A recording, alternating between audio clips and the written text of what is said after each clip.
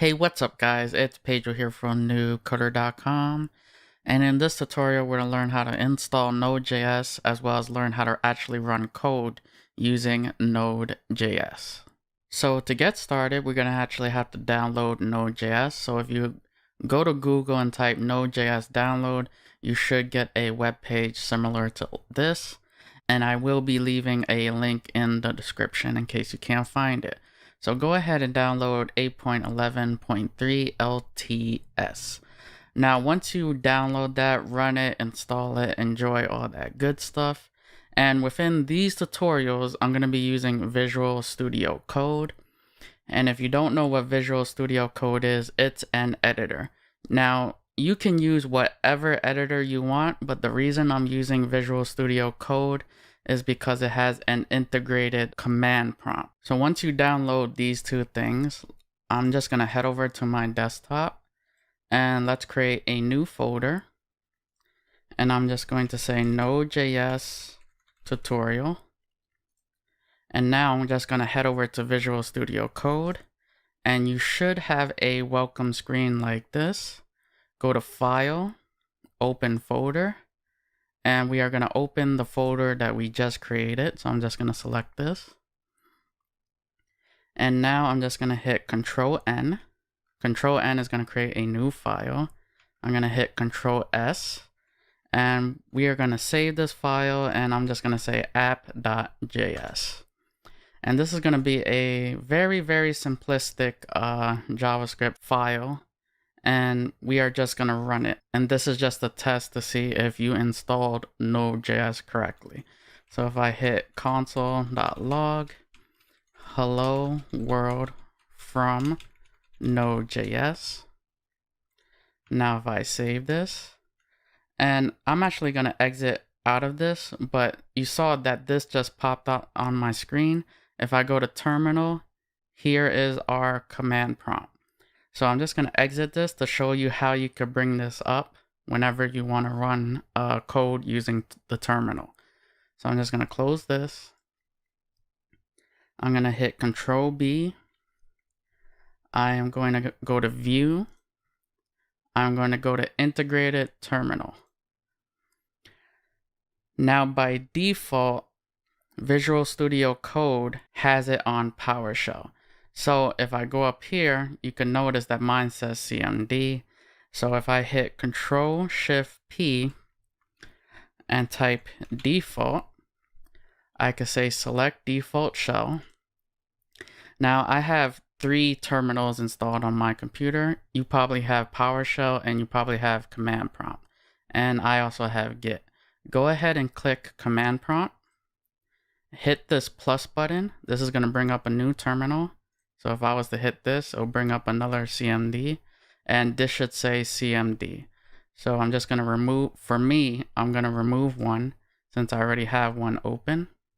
And now all I'm going to do is type node and then the name of the file. So the name of the file that we just created was called app.js. And here we go. We get an output of hello world from Node.js. Now let's say that you're not using Visual Studio Code for whatever reason. You have your own editor of choice. What you can do is you hit the start menu, type CMD, and then go to command prompt.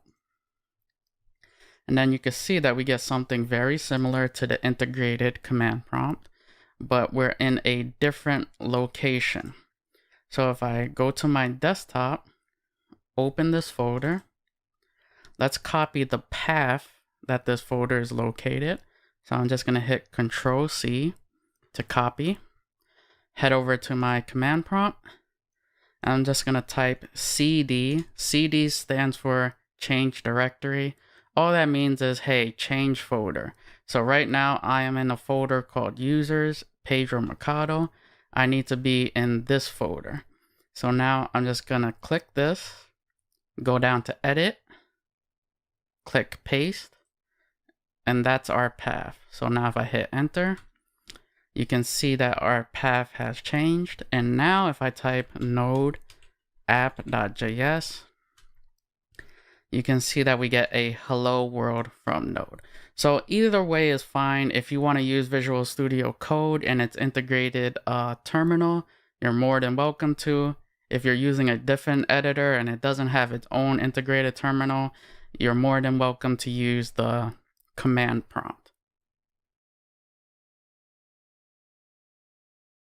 In this tutorial, we're going to be talking about Node modules. All a Node module is basically a JavaScript file. It's a way to separate concerns for our application. So for example, let's say that I have an app.js file. And in this app.js file, I have math, a bunch of API requests, and database calls. Instead of putting them all in one file, what we can do is separate each of those concerns into their own files. So to get started, I'm just going to hit Control B. I'm going to say Control N. So we're going to create a new file. And I'm just going to say Control S. And we're going to save it as tutorial.js. Let's save that. Control B. And now we can focus on this new file or this new module called tutorial.js. So to get started, let's actually give our tutorial module something. So I'm going to give it a function. So I'm going to say const sum. And it's going to have two parameters, and all it's going to do is add and return them. So num1 plus num2. Next, what I want to end up doing is I want to expose this function to the outside world, because right now, if I hit Control S and if I was to try to use this function, so I'm just going to delete this. So if I was just to say sum 1 plus 1, and if we were to actually run this, you can see that we get an error. Sum is not defined. So you might be saying, why is sum not defined? I just defined it here. Well, I need to expose this function for the outside world to use. So I need to let Node know that this sum function within my tutorial module is available to be used. So in order to do that, all I need to do is type module.export and pass it in sum, like so. Now that this is available to be used, I need to tell my app.js file where this sum function is located. So what I can do here is declare a variable. So I'm just going to say const tutorial, and now I'm just going to use the word require, and then we're going to give it a path. Now the path is ./. So where did I get ./ from? ./ means that it's within the same exact path that this file is currently in, where app.js. So if I was to hit Control B, you can see that app.js is on the same level as tutorial.js, and that they're in the same folder called Node.js tutorial. So if I hit Control B again, get rid of that, and then I pass in the name of the file, which is obviously tutorial.js. Now you do not need to pass in the extension. All you need to do is pass in the name of the file. Node.js automatically assumes that it is a JavaScript file. And now, if I was to print out tutorial, so let's see what's inside it. And now let's get rid of our sum call. We're going to call sum a little bit later. I just want to show you what the variable tutorial has. So if I was to save this, and let's scroll down, I'm going to type CLS, hit enter. That's going to clear the terminal. And now I'm just going to run node app. And you can see that tutorial now holds a function called sum from our tutorial module. So now if I want to actually use that function, I could say tutorial and pass in 1 plus 1. And let's actually print out the results. So I'm just going to say console.log it. Let's save it. Execute it again. And you can see that we get our desired output of 2, and that we are indeed importing from our tutorial module the sum function. So now that we know how to do that, how would we import multiple stuff from modules.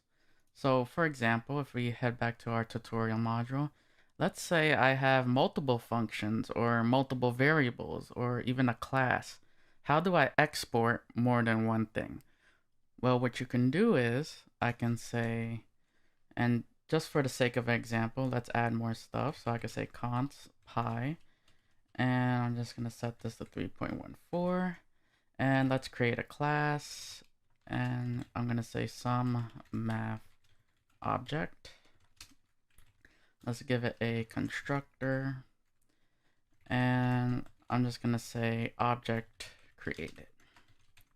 Okay, so now I have some pi and some math object. Now I want all three of these to be exposed to the outside world so that app.js, for example, can require them and then use it. So how do I do that? Well, one way to do that is to add properties to the module.exports object.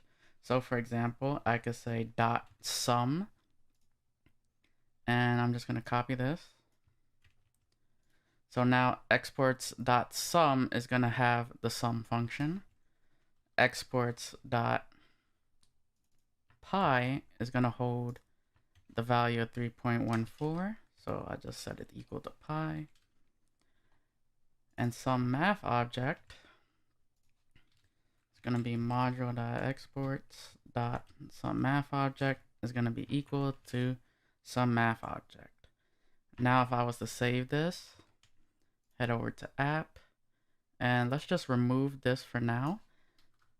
I want to print out what tutorial is holding once we require from our tutorial module. So if I save this, and now let's execute this,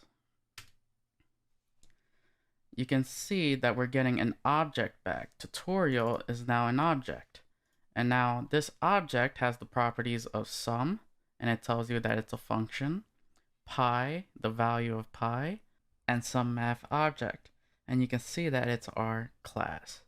And now if I want to execute this, it'll be like accessing a normal object. So for example, we have tutorial, and let's say we want to use the sum function. Instead of just saying tutorial and then passing the two numbers, I could say tutorial sum and pass in the two numbers. And I'm just going to copy this. Let's paste this 2 more times. And now if I want to print pi, I could say tutorial pi. And within here, the same thing for the object. I could say new tutorial dot some math object, and that's going to create a new instance of our some math object. And now if I was to save this and run it, you can see that it executes as expected. So tutorial sum gives us 2, pi has the value of 3.14, and you can see that our constructor gets executed, object created. One more thing to show you before I wrap this up. If this is an ugly syntax for you, for example, saying module.exports.sum equals this, module.exports.pi is a bit repetitive. What we can do is, instead of exporting each of these individually, I'm going to, let's remove 2 of them. And instead, what we can do is export an object literal and tag along the properties. So I could say sum is going to be sum, pi is going to be pi, and then some math object is going to be some math object.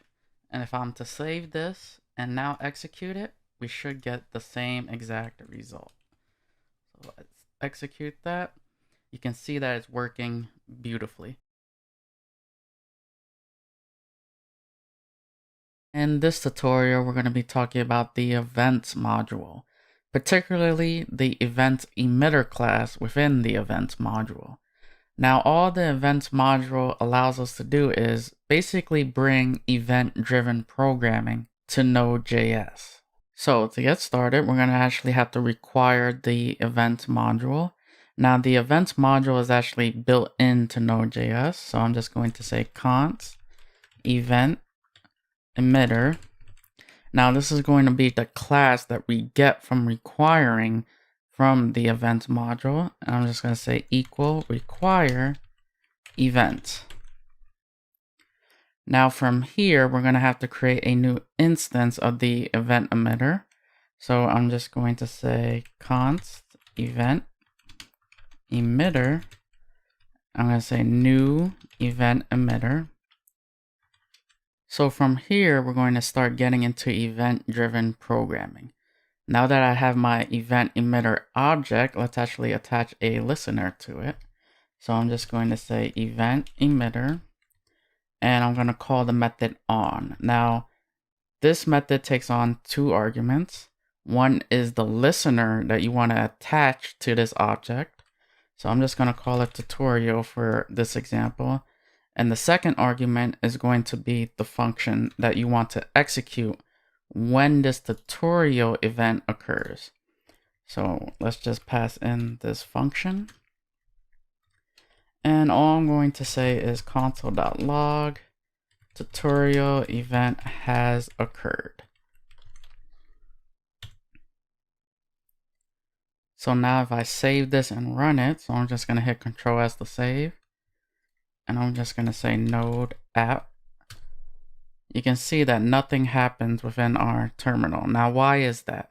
Well, I have this object. I've attached a listener called tutorial, but I haven't emitted a tutorial event.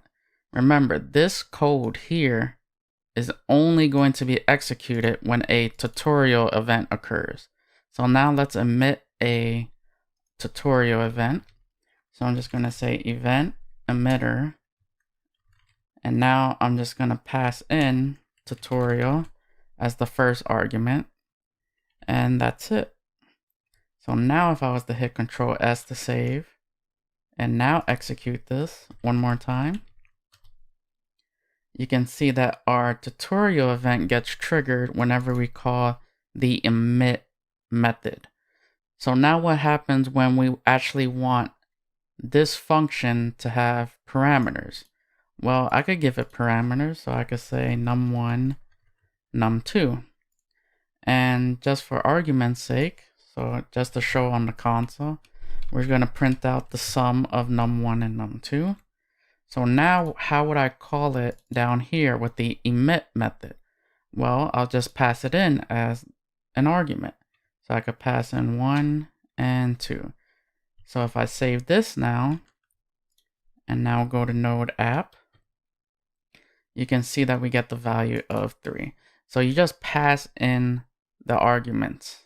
Now this is all fine and dandy, but how would I create a custom object which takes advantage of using events? Well, I could just inherit from the event emitter class. So for example, let's say that I want to create a person class. So I say class person, and I could just extend from the event emitter class. And now from here, let's give it a constructor. Now let's call our super function. So I'm just going to say super. And this is going to allow us to use the this property within our class. And now I'm just going to say this dot underscore name is going to be assigned the value of name. And now let's actually pass in name to our constructor. And now let's give this person class a getter. So I'm just going to say get name. And all this is going to do is just return this dot underscore name. So now that we have our person class defined, let's actually create a new instance of it. So I'm just going to go down here, and I'm just going to say let Pedro equal new person. And let's pass in Pedro. And now here, remember, when I say new person, person extends the event emitter class, which means that Pedro is also an instance of the event emitter class. So now I can add a listener to the Pedro object. So I could just say Pedro.on, and I'm just going to call it name, and we're going to pass in our function. And I'm just going to print out my name is so-and-so. So I'm just going to say console.log my name is, and we're just going to say Pedro.name. So now that we've attached our listener, obviously we're going to have to call the emit method. So we're going to emit the event has occurred. So I'm just going to say Pedro.emit, and we're going to pass in name. And now if I was to save this and now execute this, you can see that we get the desired output of my name is Pedro. So that's how you would extend using the event emitters class. And for our final example, let's say that we have more than one person object. So I'm just going to create a new person. I'm just going to call, let's make it a girl. I'm just going to call her Christina. I'm going to say new person, and we're going to pass in Christina. Now let's add a listener to the Christina object. So I'm just going to say Christina.on name. And you could use a loop for this, but since I'm only creating two person objects, it doesn't make sense for this example, but you can use a loop to do this all in one shot. And we are just going to copy this, paste this in here, and I'm just going to say Christina.name. All right, so why did I go through the bother of showing you that we created two person objects and attach listeners to it? Well, what I want to show you is that when you emit an event to occur, the event gets executed synchronously.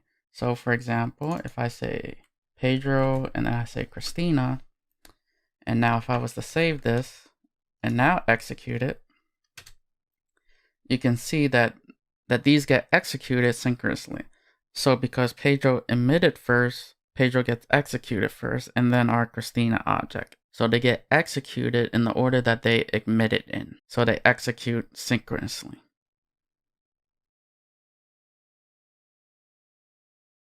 In this tutorial, we're going to be talking about the readline module.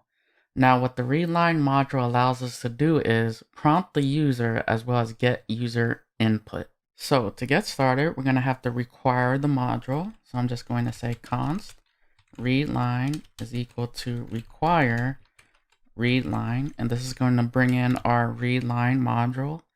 Next, we're going to have to create an instance of the readline interface by using the create interface method. So I'm just going to say readline.create interface, and within here is going to take an object. Now we're going to give this object two properties, and this is basically our configuration file.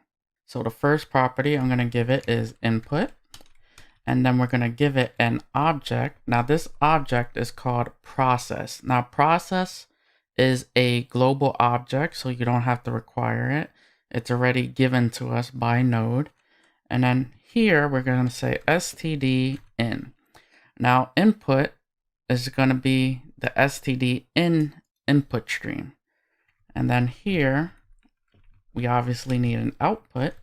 So I'm just going to say output, and we're going to give it process.std out. And that's going to stand for output stream. Now when this method is executed, it's going to return our readline interface object. So let's save it inside a variable so we can use it. So I'm just going to say const rl is equal to this. Now let's say I want to ask the user what two numbers added together are equal to. So for this example, I'm just going to generate two random numbers between 1 and 10. So I'm just going to say let num1 equal math.floor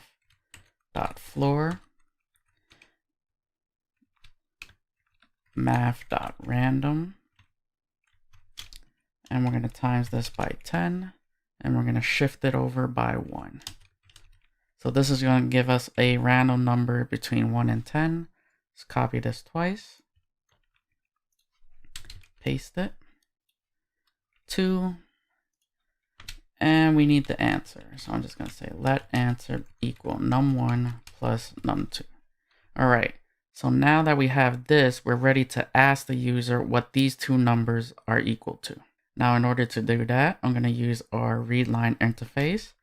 And our readline interface has a method called question. So I'm going to say rl question. Now, the first argument is going to be a string. The second argument is going to be a function. And basically, the first argument is going to be the question we would like to ask the user. So I'm just going to say backtick, what is num1 plus num2?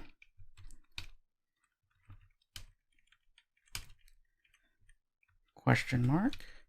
And I'm just going to hit enter here because I want you guys to see this on one line. And we're going to include our callback. Now this function is going to get the user input as a parameter. So I'm just going to say user input. And for now, I'm just going to print out user input onto the console, just so you guys can see that it's actually working. So now if I was to save this, head over to my console, type node app. It's going to say what is 4 plus 2. I'm going to say banana. And there you go. It prints out the user's input. It's important to note that if you take a look at our console, the application is still running. So I'm just going to hit Control-C to break out of it. And what we need to do is actually close the readline interface when we're done using it. So in order to do that, let's actually add a couple of things. First thing, I want a new line right after this question mark here. So I'm just going to say /n. So when I prompt the user's input, instead of lining up right next to it, like so, is going to be underneath. All right, so I fixed that problem. Next thing I want to do is actually test the user input to see if he actually got the answer correct. So in order to do that, I'm just going to say if user input, and it's always important to trim the user's input if you ever accept anything from a user, just to get rid of the trailing white space. And we're just going to say if the user's input is equal to answer. So if they answer the math question correctly, I want to close the application. So I could say rl.close. And here, and now if I was to save this and now execute the program, so I'm just going to write node app. It's going to say what is 10 plus 4, and I'm going to answer with 14. And you can see that we answered it correctly, and therefore our application closed. Now what I want to do is actually add a listener to the close event. Now the readline interface is actually an instance of the event emitter class. So what we can do is actually scroll down here, and I'll add it towards the end. And I want to say rl.on.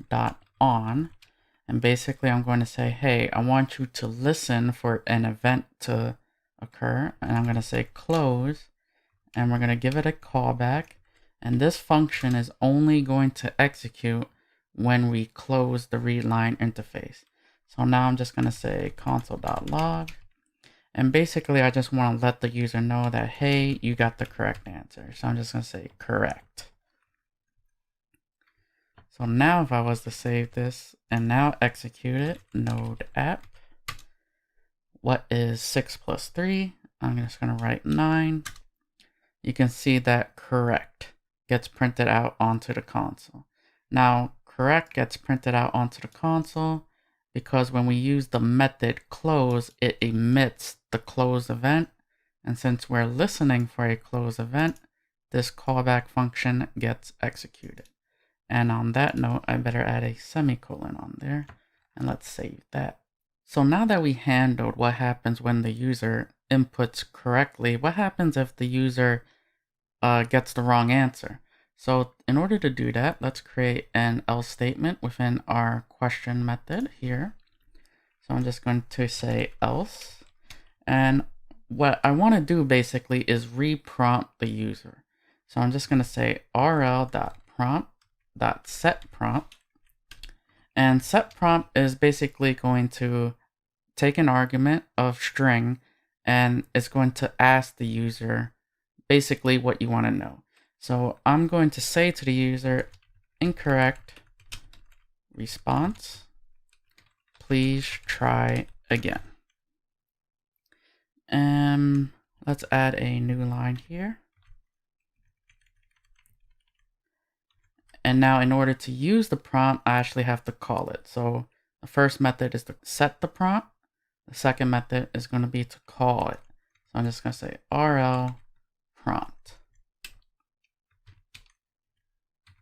So now I'm just going to hit Control S to save. And now I'm just going to execute this.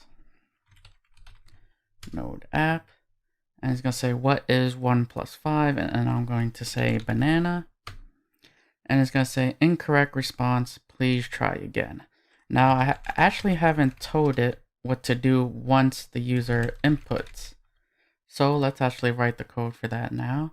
And what I'm going to do is actually add a listener to our read line interface. So I'm going to listen for the user's input, and the event for that is rl.onLine. And then we're going to pass it in a callback. Now this callback is going to have the user's input. And now we're going to decide what to do once we get the user's input. So obviously what we want to do is check if the user's input is correct. And if it is correct, we are going to close the application. And now what happens if it isn't correct? We're going to say else. And then I'm going to reset the prompt. So I'm just going to say rl.setPrompt. And I'm going to say, let's actually make this more informative. So I'm just going to say your answer of, and then we're just going to print out what they wrote. User input is incorrect. And we're going to do a /. And before that, I'm just going to say try again. So now let's end that. And now remember, once we set the prompt, we actually have to call it. So now I'm just going to say rl.prompt. And now if we just take a look at what we have so far, this is basically going to give us a loop. So we set a line event listener. Now when the user enters input, that's going to trigger this line input. We're going to test to see if what he gave us is correct. And if it is, we're just going to close the application.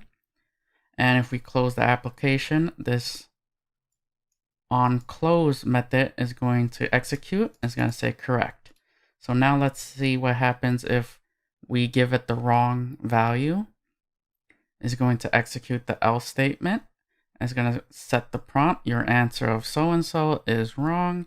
And then it's going to prompt the user again. And basically, this line event is going to keep executing until the user enters the correct input. So let's actually take a look at this in action. So I'm just going to clear the terminal, and before I execute, let me just save. Control S to save. Oops. Control S to save. And now I'm just going to hit Node app. And it's going to say, what is 1 plus 4? And I'm going to say banana. Incorrect response. Please try again. I'm going to type banana again. Your answer of banana is not correct. And you can see that this will go on indefinitely. Now, if I go back up and let's actually see what it was. What is 1 plus 4? So I'm just going to type in 5. And you can see we get the output of correct, and then it exits the application. In this tutorial, we're going to be talking about the file system module. Now, what the file system module allows us to do is work with the file system And what I mean by that is that it allows us to create files, read files, delete files, create folders, stuff like that. So to get started, we're going to have to require the file module into our project. So I'm just going to say const fs is equal to require fs. So now that we have the file system module within our Node application, let's actually use it. Now, if I hit Control B, you can see that all I have is my app.js file within my Node.js tutorials folder. So let's actually create a file. So this one's going to create a file. And we're going to say fs.write file. Now, the first argument is going to be the name of the file. So I'm just going to say example.txt. The second argument is what you want to write to the file. So I'm just going to say this is an example. And the third argument is going to be a callback. And this callback is going to have a parameter of error in case anything goes wrong. So I'm just going to say error. And there we go. So let's actually finish writing this. So I could say if error. We're just going to print out the error. Otherwise, we can say file successfully created. So I'm just going to write file successfully created. So now if I was to save this and let's run this Node app, you can see that we get file successfully created. And now if I hit Control B, it's good not to be in the console when I do that. Control B now. You can see that we have a newly created file called example.txt. And if we look in it, we see the data that we wrote to the file. Now that we created this file, let's actually read it. Let's open it up and read it. So if I was to say Control B again, and I'm just going to go to app.js, and within this else statement, let's put all this code within here. And now I'm going to say fs.read file. And within here, the first argument, much like the write file method, is going to be the name of the file that you want to read. So I'm just going to say example.txt. The second argument is going to be the encoding type. Now I'm going to leave this blank because I want to show you guys what happens when you don't leave an encoding type. And then the third argument is going to take a callback function. And this callback function has two parameters. It has error and it has the file that you actually want to read. Now in here, I actually want to show you guys what the file looks like. So we're going to do the same thing that we did in the write file method. I'm going to check if there's any errors. And if there are no errors, I just want to print the file itself.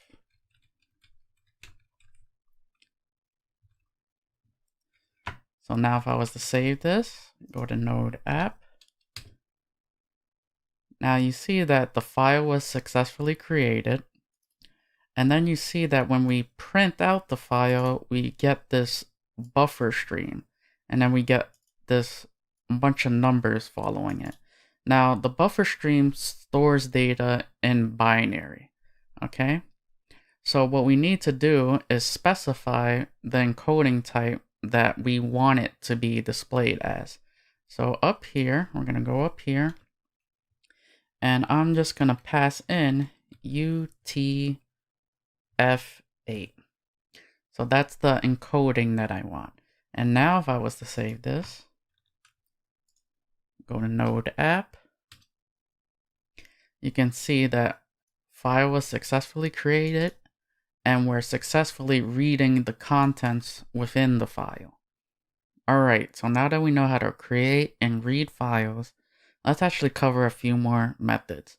So what I want to do is start with a fresh example. So I'm just going to comment this all out.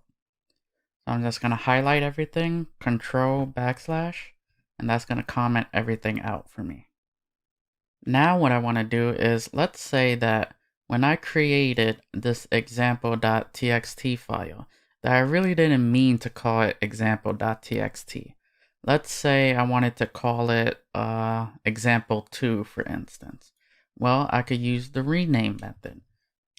So I could do something like this. I can say fs.rename, and rename is going to take in 3 arguments. The first argument is going to be example.txt, and that's going to be the name of the file that we want to rename. The second argument is going to be what we want to rename the file to. So I'm just going to say example2.txt. And the third argument is going to be the callback function, which has a parameter called error. And we're going to do the same thing as we've been doing for all these asynchronous calls. We're just going to say if error. We're just going to print that out to the console. If there's no error and everything went fine, we're going to say successfully renamed the file. So I'm just going to say successfully renamed the file. So now if I hit Control S to save, and now let's run this. You can see successfully renamed the file, and it says deleted from this, and that's probably because it hasn't updated yet. So if I close this, and I'm just going to hit Control B, and you can see that within our package explorer that our file has been renamed to example2.txt, and if I open this, it's the same exact file that we created. A couple more methods that I want to go over, so I'm just going to hit Control B, and let's say that once I comment this out, let's say that when I was creating the file that I forgot to add something towards the end of the file. So what do you want to do? I want to append data to the file. So I'm just going to say fs.append file is going to take in 3 arguments. It's going to take in the name of the file. So I'm just going to say example2.txt. The second argument is going to be the data that you want to append to the file. So I'm just going to say some data being appended. And the third argument is going to be the callback function. And this is going to have an error as a parameter. Pass this in. And we're going to say if error, print it out to the console. Otherwise, we're going to print out that we successfully appended data to the file. So successfully appended data to file. So I'm just going to move this over so you can see. And now if I save this and execute this, so node app, you can see successfully appended data to the file. So let's actually take a look at our file. And you can see that our file has been changed. So before we had this as an example, and then we appended some data to the end of the file. And the last method that I want to cover within this tutorial is how do I delete a file. So for example, we did all this, and let's say that I've had enough with this file. I just want it gone. So let's just comment this out. And this is going to be the final method that I go over. So we're just going to say fs.unlink. And the first argument is obviously, you guys should get this by now. It's going to be example2. Example2.txt. And the second argument is going to be a callback function. It's going to have the parameter of error. And within here, if error, print it out to the console. If there's no error, we're just going to say successfully deleted the file. Successfully. So now if I was to save this and now execute it, You can see successfully deleted the file. It says up here, deleted from this. So if I close this, and if I was to hit Control B to bring up the Package Explorer, you can see that the file no longer exists. And this tutorial is going to be part 2 of my file system modules tutorial. Now, in the previous tutorial, we went over using the file system module to work with files. In this, I want to go over how to work with folders. So to get started, we're going to have to require the file system module. So I'm just going to say const fs equal require, and then fs here. All right, now what I want to do is I'm going to say fs.mkdir. And what mkdir stands for is make directory. And all a directory is a folder. So now here it's going to take in 2 arguments. One is going to be the folder name that you want. So I'm going to give it the value of tutorial. And then we're going to pass in the callback with an error. And we're just going to say if error console.log the error, else we successfully created the folder. So I'm just going to say console.log folder successfully created. So now if I was to save this, and now before I actually run this, I'm just going to hit Control B. So you don't see that there's any magic happening. So all I have is my Node.js tutorial folder and an app.js file. So now if I go here, type node app, you can see that we get the output of folder successfully created and that our tutorials folder has been created. Now let's say that I actually want to delete this folder. So I'm just going to hit Control B again. And this is actually going to give us an error, but I'm just going to show you what the error is. It's basically going to complain that this folder already exists. So I'm just going to say fs.rm, and rm stands for remove, and then dir, and that stands for remove folder. Now I'm going to give the folder name, so we called it tutorial. And this is also going to take a callback, which gets an error. So now if I say if error console.log the error, else we're going to say successfully deleted the folder. Successfully deleted the folder. So now if I was to save this and now execute it, you see that we get an error, file already exists, and that's because the tutorials folder already exists and we're trying to create another folder named the same thing. So I'm just going to hit Control B. We're going to delete the tutorial folder. So I'm just going to hit delete. Confirm that. Control B again. Let's execute this. And you can see that we successfully deleted the folder. So if I go up here, hit Control B, you can see that it doesn't exist. So first thing we do is we create a folder called tutorial. And then if this is successful, then we're going to delete the folder called tutorial. And you can see by the output that we successfully deleted the folder. Now this is too fast, and that's why you wouldn't be able to see it if we had the package manager open. So now that we know how to create and delete a folder, what I want to do now is create a folder and then create a file within that folder. So I'm just going to hit Control B. And we could leave this make directory. So we're going to make a folder called tutorial. And if it's successful, it's going to execute this else block. So let's remove this. And then within here, we're going to create our new file. So to do that, I'm just going to say fs.write file. Now write file is going to take in 3 arguments. It's going to take in the name of the file, but in this case, we got to give it the full path.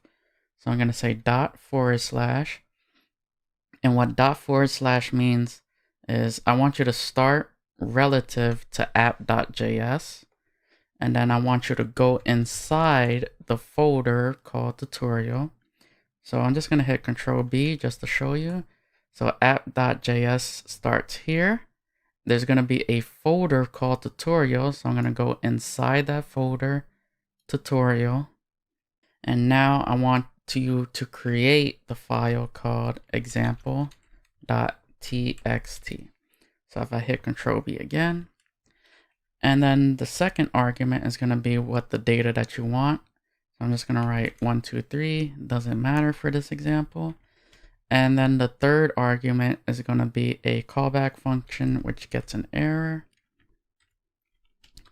And then within here, I'm going to write if error, console.log the error onto the console. Else, we're going to write successfully created file. Successfully created file. So now let's save this. So I'm just going to hit Control S, go down here, Node app. And you can see that it says successfully created file down here. So now if I hit Control B, and I'm going to go up here and then hit Control B, you can see that we have our newly created tutorial folder. And within here, we have our example.txt. So if we go in here, you can see it has the data of 1, 2, and 3. Now what I want to show you is how would I delete a folder that has a file within it. So you might be saying, if I just go back here, hit Control B, that can't I just use fs.remove directory in order to do this? Well, I am actually just going to comment all this out. And what will end up happening if I use the remove directory function is that I'll get an error. And the reason for that is because if I use the remove directory function, it has to be used on a directory or folder that is empty. So just to illustrate this, just going to write this quick remove directory function. And if there's an error, print it. Else, we're just going to print deleted folder. So I'm just going to hit Control S to save. And I'm just going to type CLS to clear the terminal, node app. And you can see that we get an error, directory not empty, that we're trying to remove a directory that has a file within it. So in order to fix that, let's delete the file first. So I'm just going to say fs.unlink. And the first argument is going to be the file. So remember, /, and then we have to go into the tutorials folder. And then I named the file example.txt. Next argument is going to be a callback function, which has an error. And I'm just going to say if error, print it out. If there's no error, then what do I want to do? Well, if there's no error, that means that I successfully deleted the file, which means I can now successfully remove the file. So I'm just going to copy this. And I'm going to put this within the else block here. Add some semicolons. And now if I was to save this and now execute it, you can see that we have deleted folder, and you can see up here deleted from disk. So if I go hit Control B, you can see that the folder's been successfully deleted. So what did we do? First, we deleted the file that was within the folder. And then if that was successful, then I wanted to delete the folder itself. Last example that I want to do is what happens when there are multiple files within a folder and you want to delete all those files. So I'm going to cheat a little bit, and we're just going to create it within our package explorer. So I'm just going to say new folder, and we're going to call it example. And I'm just going to give it 2 files. So I'm just going to say a.txt, and the second file is going to be b.txt. All right, so now I have my folder and I have my two files. So how would I go about doing this? Well, there's a method called read directory, and what read directory does is it gives you back the list of files that you have within that folder. So let's actually call it. So I'm just gonna comment all this out. Comment this out, and then I'm just gonna type fs.read directory. Now the first argument is going to be obviously the name of the directory, and in this case we called it example. And then the second argument is going to be a callback function. First parameter is going to be error, and then second parameter is going to have files. Now files is going to be an array with the name of the file. So now we can test if there's an error. All we're going to do is print out the error. There's no error. We're going to print out files. And I'm just going to print out files just to show you what files contains. So if I save this, run this in the console, you can see that we have our two files stored within an array, a.txt and b.txt. So now let's actually loop through this array and delete everything. So now I'm just going to say for let file of files. And then within here, we can start deleting each file individually. So I could say fs.unlink, and then we're going to give it the file name. So it's going to be ./example. Then it's going to be the name of the file. After that is going to take in an argument callback with an error. And if there was a problem deleting that file, it's going to print it out to the console. If there wasn't, we're just going to say successfully deleted file so-and-so. So successfully deleted file.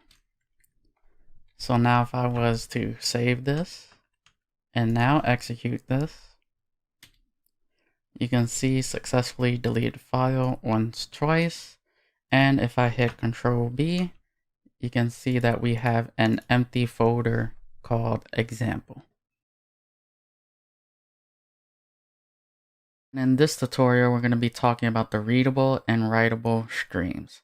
Now, what these streams allow us to do is basically be able to read and write data more efficiently. And the way that they accomplish this is by reading and writing data in chunks as opposed to reading and writing the data all at once. So to get started, we're going to have to require the fs module or the file system module. So I'm just going to say const fs is equal to require fs. Now that we have our file system module included, we're going to create a readable stream. And there's a method called fs.createReadStream. And now I need to give it the path. So if I just hit Control B, you can see that I have an example.txt file here, and it has a bunch of text that we're going to be reading in. So if I head back to app.js, hit Control B again, we're just going to give it the path of ./example.txt, and then that's it. Now this is going to return to us a readable stream. So I'm just going to save it within a variable.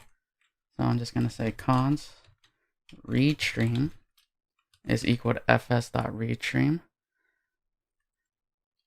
And then here, what we can do is listen for an event. Now the readStream object inherits from the event emitter class. So that means we could listen for events to occur.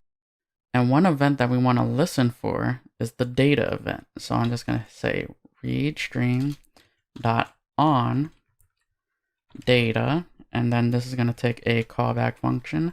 And now we're going to get a chunk of data in return. So every time we read a piece of data, this event data is going to be invoked. So this callback function is going to be called every time we get a piece of data.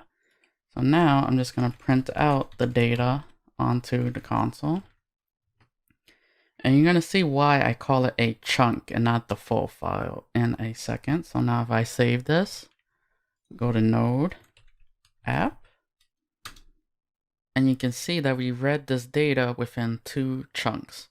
So we have 2 printouts here. We have a buffer here and a buffer here. So let's actually set the encoding type so it's a lot easier to what the source is. And we're just going to set it to UTF-8 and save this. And now let's rerun this application. And there you go. You see that we read our text file. So what are the benefits of reading this in a chunk as opposed to loading the whole file?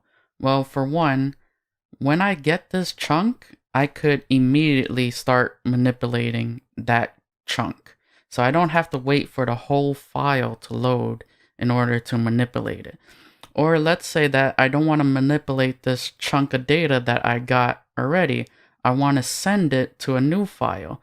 Well, I could start sending that data to a new file while I'm reading in the data itself. So let's actually send it to a new file. And for that, we're going to have to create a writable stream. So I'm just going to go here and I'm going to say const write stream is equal to fs.create write stream. And within here is going to be the name of the file that I want to write to. So I'm just going to call it example2.txt. And now within here, what I can do is, instead of waiting to get the whole data, I could start writing chunks to the new file. So within here, instead of just printing out console.log chunk, I can say write stream.write. And I could write this data to a new file as I'm reading it in. So I could say chunk here, and let's save that. And now if I run this application, Node app. So now if I hit Control B, you're gonna see our newly created file. And if I go here, you can see that we wrote onto a new file. So basically what's happening here is I'm able to write chunk by chunk, in our example 2 chunks, in order to get the full file, but I'm able to start writing before the file is fully loaded. And that's pretty much the power of using a stream.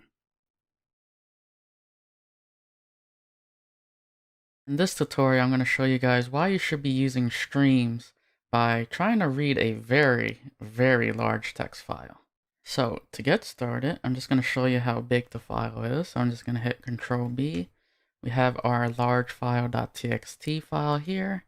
And if I click Review in Explorer, right click, Properties, you can see that the size, it's about 2.7 gigs. So let's actually take a look at what would happen if we were to use the read file method from the file system module. So now if I was to execute this and type node app, you see that we get an error, and the error says file size is greater than the possible buffer. Now what does that mean?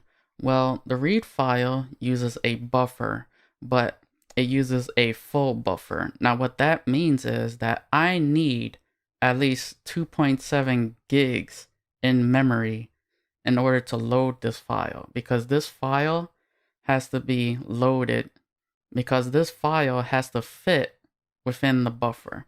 And it's saying, hey, your buffer size is just too small for this file. Now I'm just going to comment this out. And now what we're going to use is a readable stream. So I'm just going to comment this out. And then we're going to uncomment this. And by the way, I have tutorials on both readable streams and using the read file method. So now I have this stream, but look what happens when I execute the code now. So if I was to save this and now execute it, you can see that our readable stream has absolutely no problem reading this file. So I'm just going to hit Control C to cancel this. because I don't want it to finish, loading the entire thing. But why can this be accomplished with streams but not using this read file method? Well, one, a stream uses a buffer also, but it doesn't use a full buffer. It uses a very, very small buffer. And what that allows us to do is basically what's happening is that you're ending up reading the file in chunks. You're not reading the entire file at once. So basically, every time a data event occurs, I am getting a chunk of the file. I'm not attempting to read the entire file at once. And therefore, the buffer size could be a lot smaller, as opposed to the read file method, which uses a full buffer, which needs to be big enough to load the entire file at once and then serve it. Streams allow for a smaller buffer size, which is memory efficient, and for data to be read and written in chunks. In this tutorial, we're going to be going over pipes.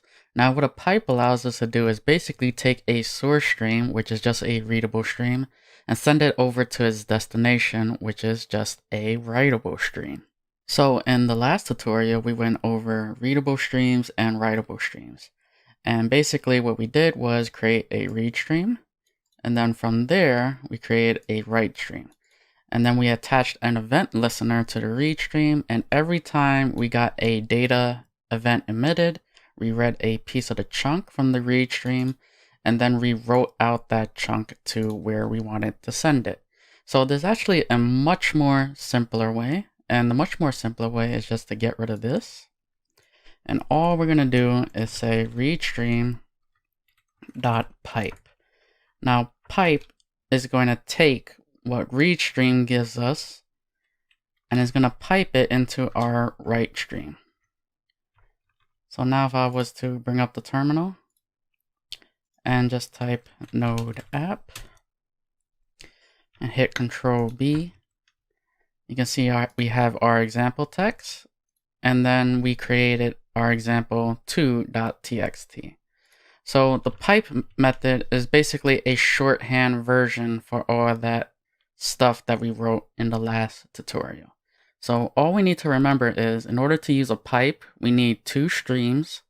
We need a source stream, and we also need a destination stream. In our case, the read stream is our source. This is the file that we want to read in. Then we call the pipe method on the read stream. And then this is going to take the destination. Where do we want to send this data to? And that's to the write stream. So now I want to talk about pipe chaining. So let's give a more complicated example. And for that, I'm going to bring in another module. And I'm going to bring in const zlib. Now, zlib is a module that is for basically compressing files. So I'm just going to say require zlib. Now what we're going to do is create a transform stream. Now, what a transform stream is basically is what it does is it takes the input, so for example from our read stream, and then when it receives that data, it manipulates that data into something else. In this case, what it's going to do is compress the data. So I'm just going to create a transform stream. So I'm just going to say const gzip is equal to zlib dot create gzip. I'll call that method. Now this is going to return our transform stream. And now within here, instead of saying read stream, what I can do is send that data that read stream is giving us, and I could pipe it into our gzip.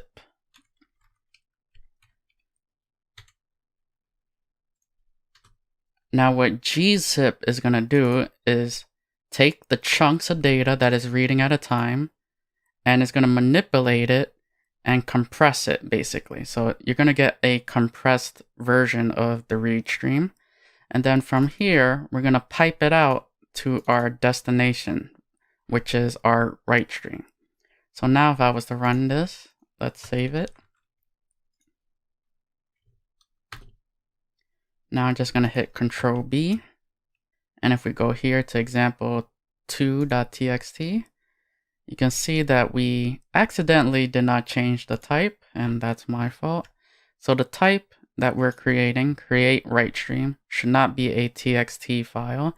It should be a .gz file, and that's the compression type. So I'm just going to save this, and let's run this application again. Now I'm going to hit Control B, and you can see that we get an example2.txt.gz file. Now if I click it, it's going to say that Visual Studio Code cannot open this. So I'm just going to right click it, reveal in Explorer, and you can see that it's a zipped file. It's basically a compressed file. And I'm going to double click it, and you can see that our example2.txt file is here, and with our text. So now let's give just one more example just to get the hang of it, of chaining pipes and using a transform stream. So we saw what happens when we compress the file and then write it. So let's go in reverse. We're going to take our source, which is compressed, we're going to uncompress it, and then we're going to write it. So from here, let's just go back to Visual Studio Code. Let's go back to app.js, Control B. And instead of saying create gzip, what we want to do is create unzip. So I'm just going to go here and say create g unzip. And we're going to change this variable to unzip. And now this is going to be our transform stream. So I'm just going to copy this, paste it here. And now what happened? Well, read stream is changed, right? So now I want the compressed version of it. So let's go over here. We're going to get rid of the encoding type.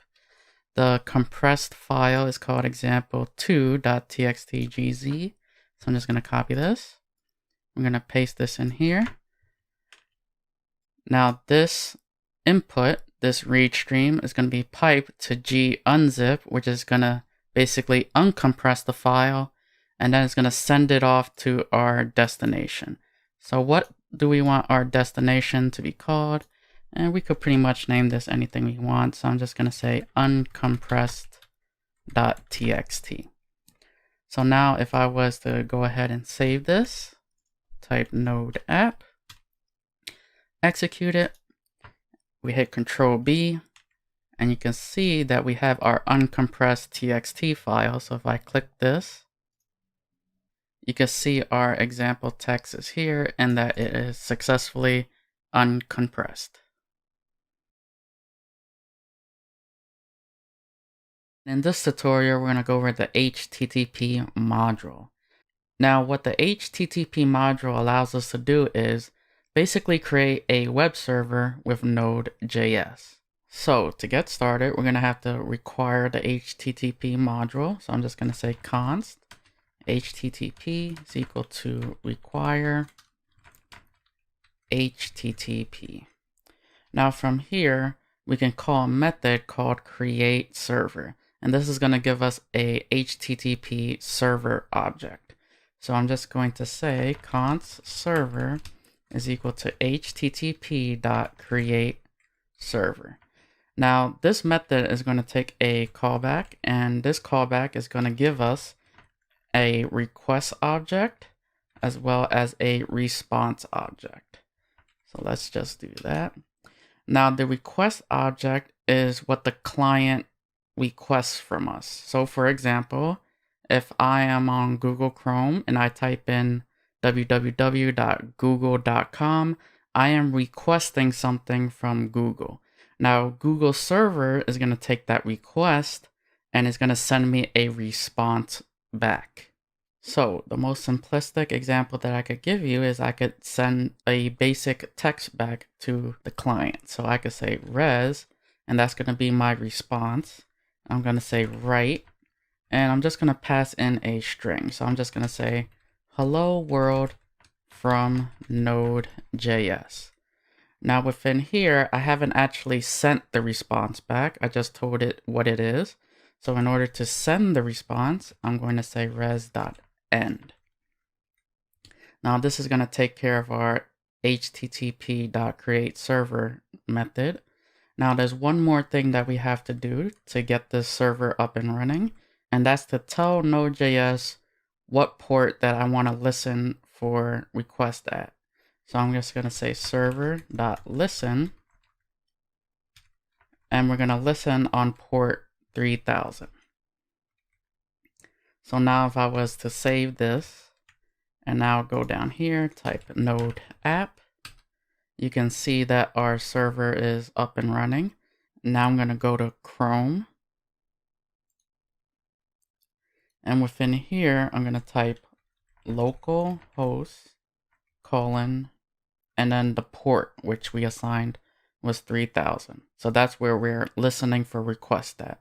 And if I hit enter, you can see that we get a response back from the server, hello world from Node.js. So now from here, what we can do is actually listen to requests, different routes. So let's actually take a look at a property of the request object. And one of the properties is called URL. So instead of just saying hello world from Node.js, I only want to say hello world from Node.js if it is the root domain. So I'm just going to say request.url is equal to /. Then I'm going to say res.write hello world from Node.js.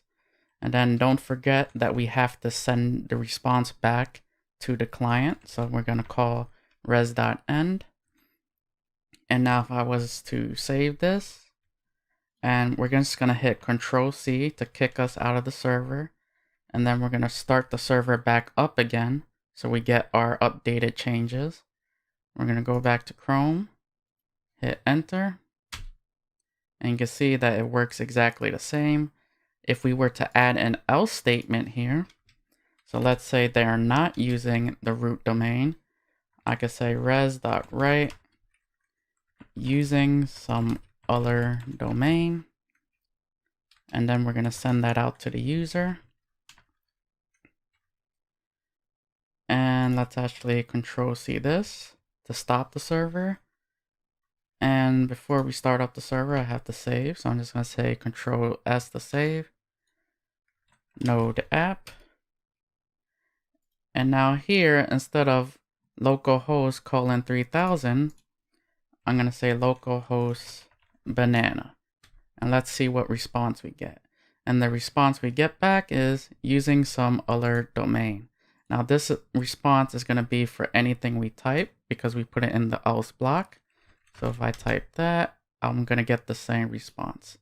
And then if I go back and just have the /, you can see that we get the hello world from Node.js output.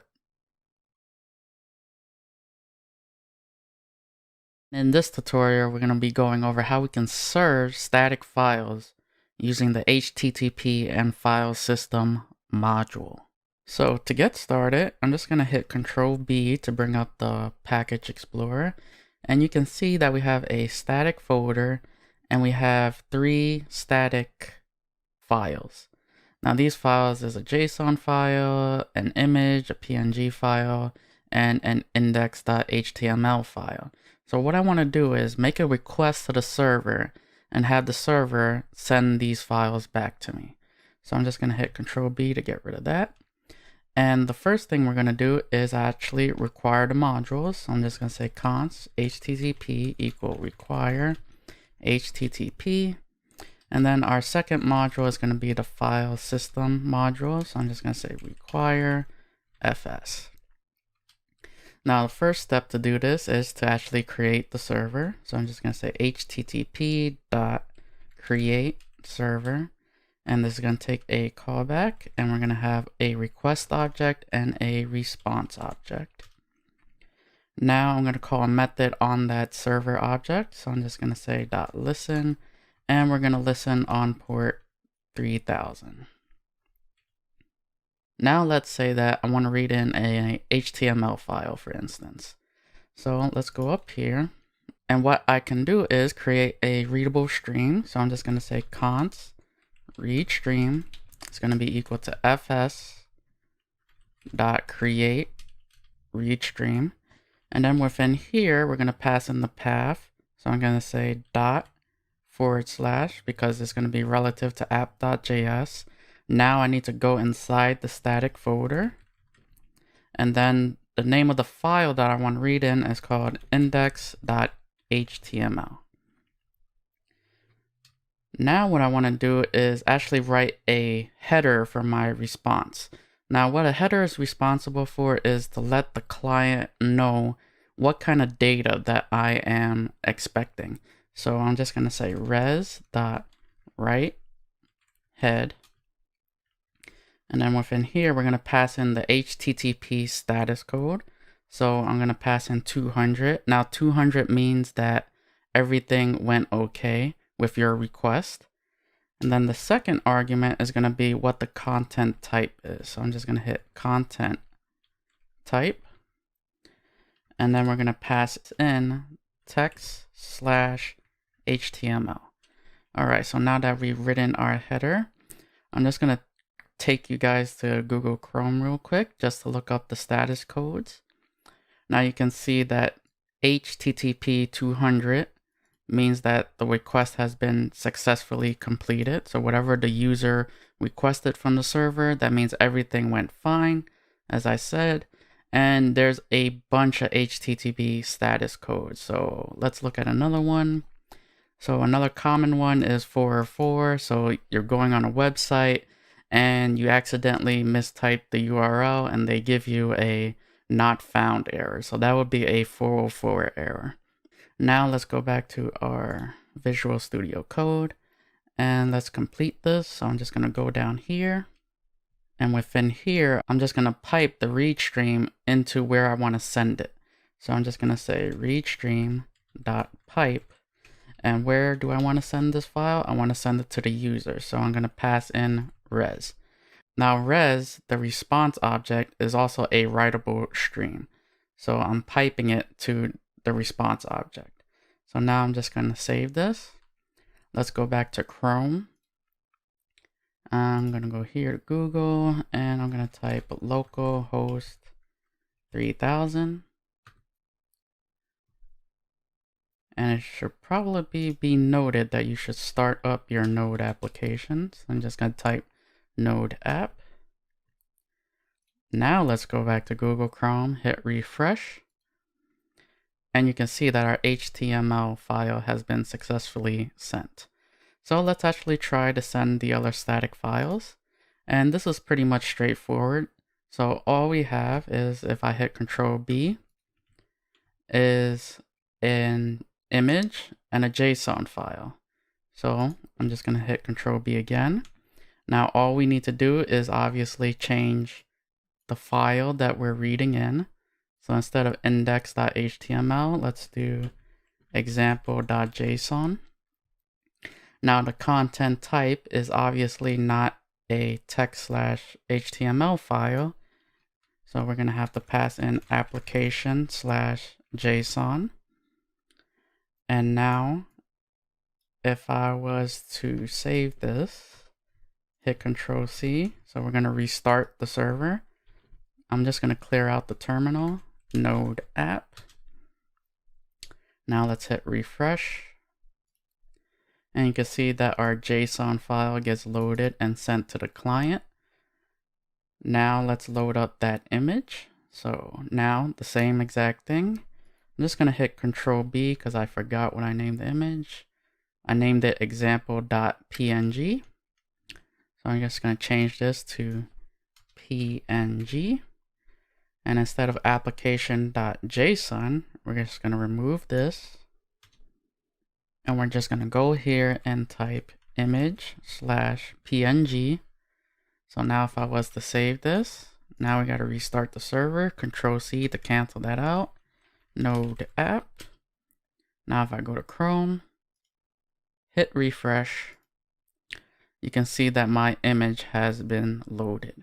So that's basically the ins and outs of how you would serve a static file using the HTTP module as well as the file system module.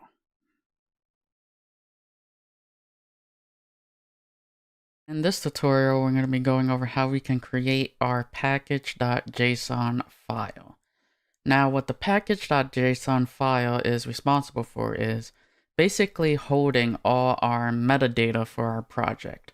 Metadata being the name of the project, the version number, etc. So to get started, what we're going to use is called the Node Package Manager. So I'm just going to type npm. And then I'm going to type init, which means initialize. I hit enter. And you can see that we get a bunch of jargon. So what do we want to name the package? By default, it's going to be called the name of the folder that you're currently in. So up here, you can see nodejs underscore tutorial. And it says the default will be nodejs / tutorial. So I could just hit enter. That's fine with me. The version number 1.0.0, that's okay. Description, so what is this package about? What is your project about? And we're just gonna say tutorial because that's all we're using it for. And then the entry point is pretty important and it lets us know which file should be used to start our Node application. So for example, if I was making a website and I upload it to a server, it will let the server know that that was our entry point to our application. Test command, let's ignore that for now. Hit enter. Git repository is pretty self-explanatory. It's going to be your git URL. Hit enter. Keywords, we're going to leave that blank as well. Author, go ahead and write down your name. License ISC is fine by me. Then it's going to say, is this okay? And we're just going to say, yeah, that's fine. So you might think that nothing has happened, but if I hit Control B, you can see that we have our package.json file created. And if I take a look at this, open it up, you can see that package.json is just a JSON file and it has our configuration settings. So the name, the version, description of our application, the entry point, scripts, author, and license. And basically in the next tutorial, what we're going to end up doing is actually going out and installing external packages and including them within our own project. In this tutorial, we're going to be going over the Node Package Manager in order to install packages. Now, all a package is basically reusable code that we can include within our own application. It's a folder with one or more modules within it. So to get started, we're actually going to head over to Chrome real quick. And there's actually a website called npmjs.com. Now, npmjs.com is where we can actually look and discover new packages that we can include within our application. So I'm just going to pick out a package and we're going to install it and then use it. So I'm just going to scroll down and you could use the search up here, or let's just pick a popular package so you can see packages that a lot of people are installing. And scroll down more and let's pick Node.js. And then here we're given a bunch of instructions. So it says in order to install this package, I just have to type in this command, npm I. I is shorthand for install and then the name of the package. So in this case, the package's name is Node.js. So if I head back to Visual Studio Code and I type npm install Node.js, you can see that it goes out and it downloads the package for me automatically. And now if I head back to my package.json file, the JSON file that we created in the previous tutorial, you'll notice that we have an extra property, and within this property is called dependencies, and then it gives us the name of the package we installed as well as the package version that we installed. So now if I was just to hit Control B, you would see that we have an extra folder, and this extra folder is called Node Modules. So if I open this up, you can see that our Node.js installation is stored here within this folder. So now this is all fine and dandy, but how would I now use Node.js within my own personal project? So I'm just going to hit Control B, and we're going to close out our package.json file. We're going to go to app.js, and basically what we're going to do is require it. So I'm just going to say const underscore is equal to require Node.js. And now from here, let's actually use it to prove that this is working. So I'm just going to say underscore dot fill. And fill is basically going to take an array. So I'm just going to pass in an array 1, 2, 3, 4, 5. And the second argument is going to take in a value. What do you want to replace these numbers with? So I'm just going to say banana. And the third argument is going to be the start index. So what I want to do is start at index 1. And the last argument is going to be the end index. And since we have 5 elements within our array, the last index would be 4. So let's actually store this within a variable. So I'm just going to say let example is equal to that. And we're just going to print out this onto the console. So I'm just going to hit Control S to save. We're going to go to Node app. And you can see that we required Node.js into our application. And we've tested that one of the methods within Node.js is actually working. So we get a new array, and we filled in index 1 to 3 with the value of banana.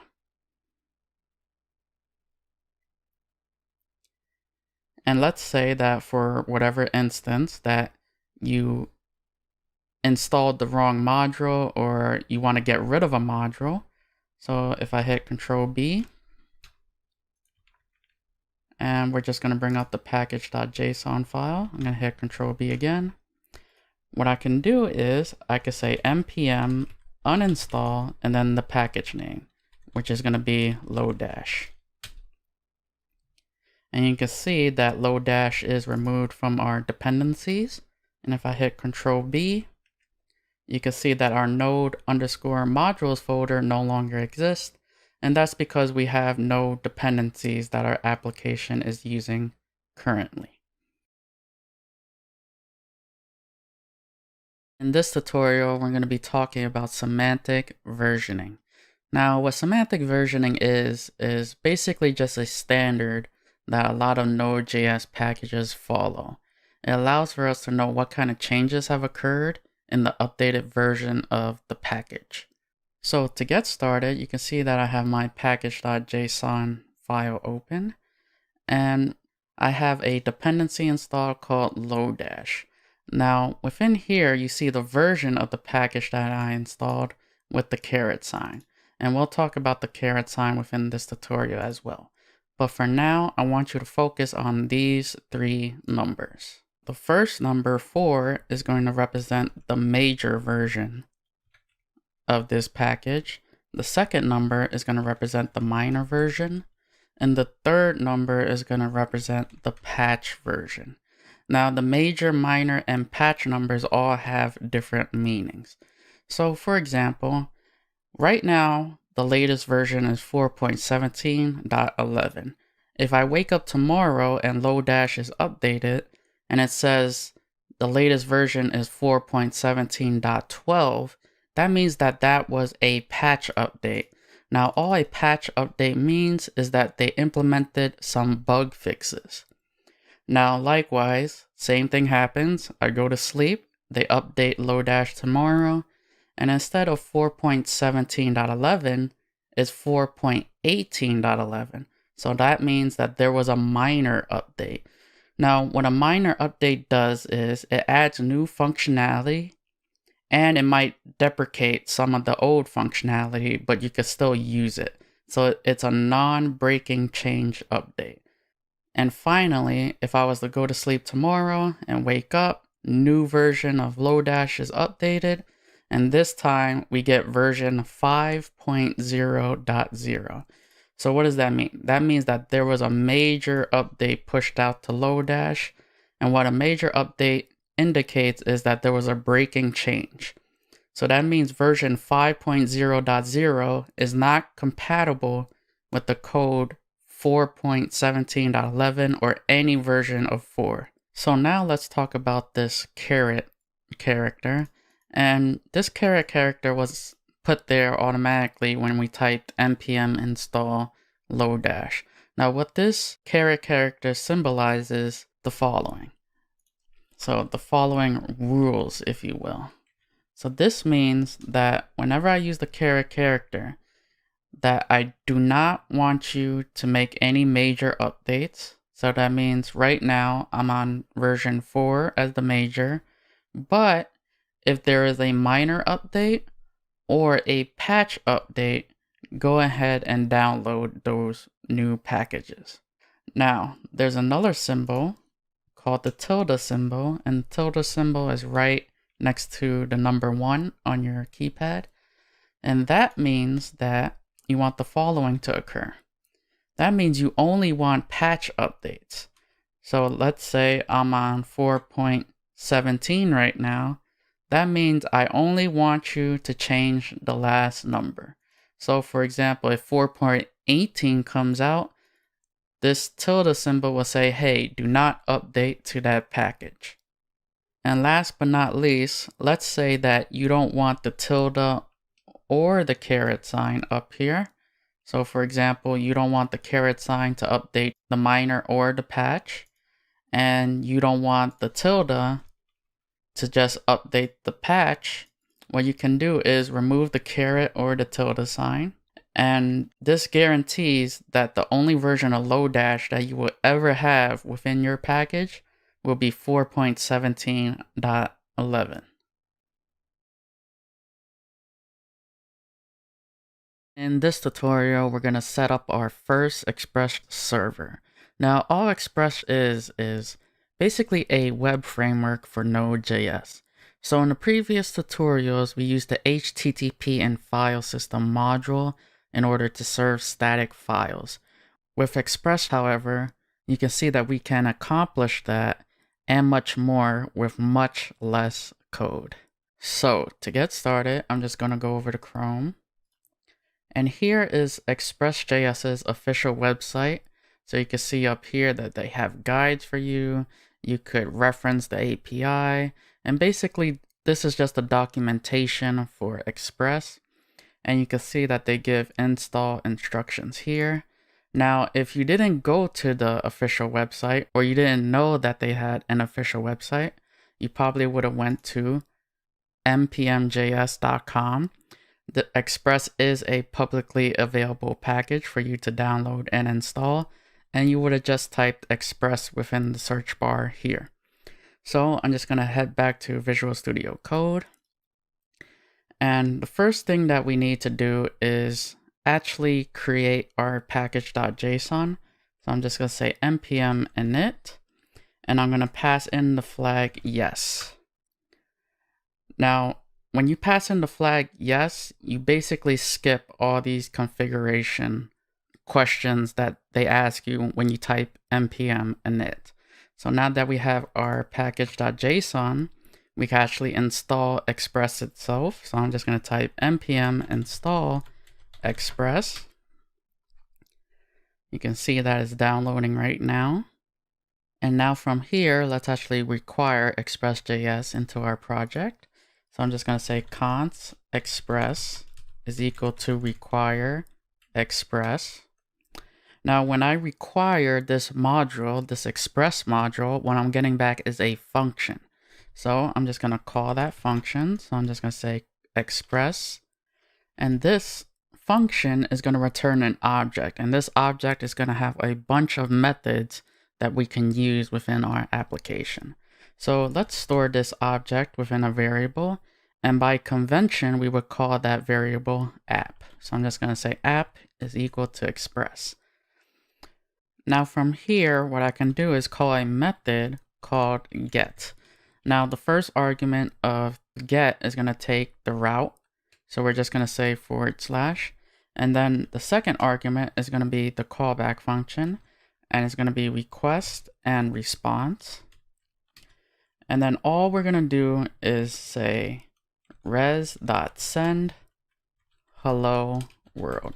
So this is going to be our first application using Express. So when the user visits the route /, what we're going to do is send a response of hello world. And that with a semicolon.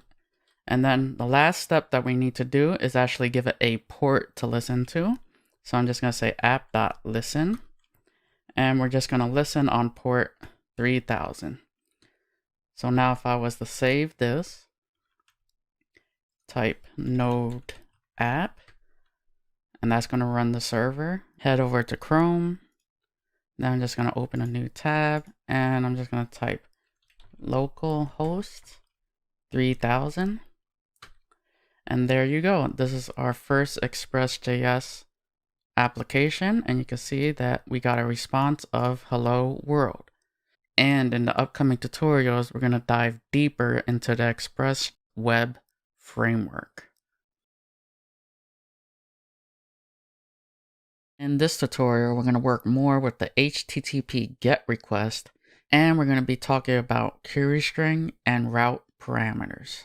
So to get started, we created a basic Express application from the previous tutorial, and we gave it one route, which is basically the index route, or you could refer to it as the home page. And we just said hello world. So if I was just to run this, node app, go to Chrome, go to localhost, and we're going to put 3000 because that's the port. And you see our basic route. So this is the / route.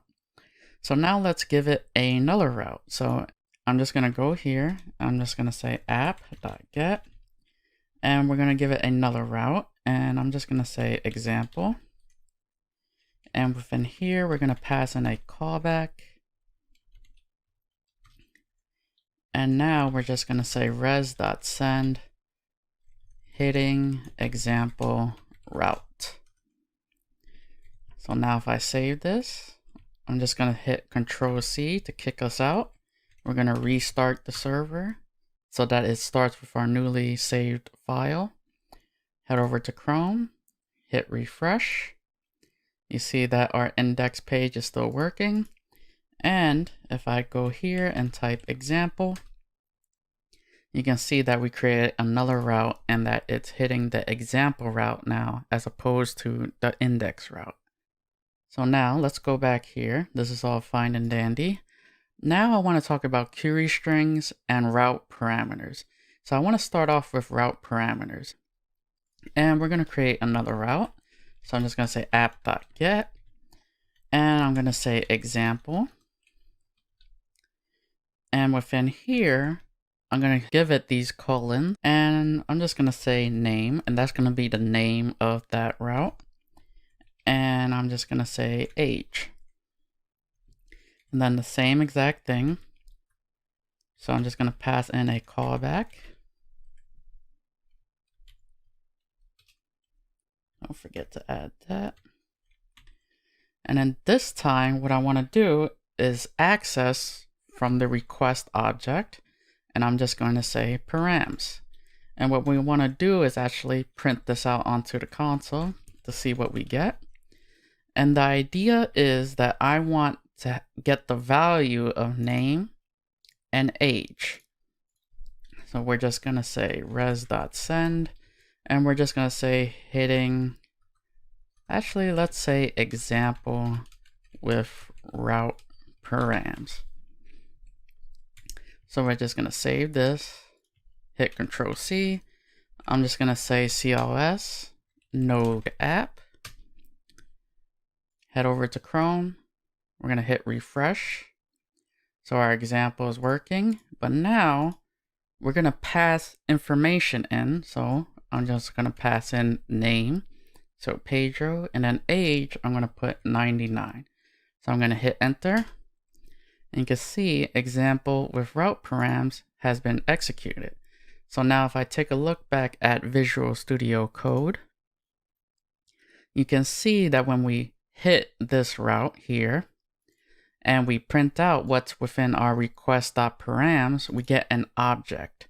And this object contains the properties name and age and the values of Pedro and 99. So let's give a more detailed example. Instead of just giving a generic answer, I'm just going to send the user back his name. So I say name plus here, I'm just going to say age. And don't forget that this name property and age is within our request.params, and all request.params is an object. So I could say request.params.name to access the name value, and I could say request.params.age to access the age property. So now if I save this, and we're going to reset the server, CLS to clear the terminal, node app, head over to Chrome, hit refresh, and you can see that we're sending back to the user Pedro and 99, and that we get the same output because we're still printing it. So that's how we would get data from the user using route parameters. But there's also another type of data that you can send back, and that's called query string parameters. So what is that? Well, if I go back here, and actually let me just type this out. I'm going to say console.log, and again we're going to use the request object because the request object is basically what the client is sending us. So I'm just going to say request.query, and here in Google Chrome, let's actually cancel this server. I'm going to save this file, restart the server, head over to Chrome, just going to go up here, hit refresh, go back to Visual Studio Code, and you can see that we get an empty object. Now this empty object is going to be our request.query, so it's just a query string parameter. And the reason it's an empty object is because we haven't actually passed anything into it. So in order to do that, I'm just going to go up here. We're going to use a question mark, and then it's going to be the name of the property that you want. So I'm just going to make it up right now. I'm going to give it a name of tutorial, and then followed by an equal sign, and then the value you want to assign it. So I'm just going to say params tutorial. And now if I hit enter here, you can see that's pretty much the same thing that's happening. But if I go back to Visual Studio Code, you can see that our request query object is no longer empty. We have a property of tutorial, and we have params tutorial as a value. So now let's say that I want to pass more than just the tutorial. So how would I pass multiple query string parameters? And if we head back to Chrome, all we have to do is remember to start off with a question mark, the name of the query string, and then the value. So if you want to pass in a second query string, what you can do is use the and sign or the ampersand, whatever you want to call it. And I'm just going to give it sort, and then I'm just going to say equal, and I'm going to give it the value of by age. And if I hit enter, head over to Visual Studio Code, and you can see now that when we print out our query string, you can see that we get an object that has tutorial, and it also has the property of sort. So now you might be asking yourselves, when should I use a route parameter versus a query string parameter?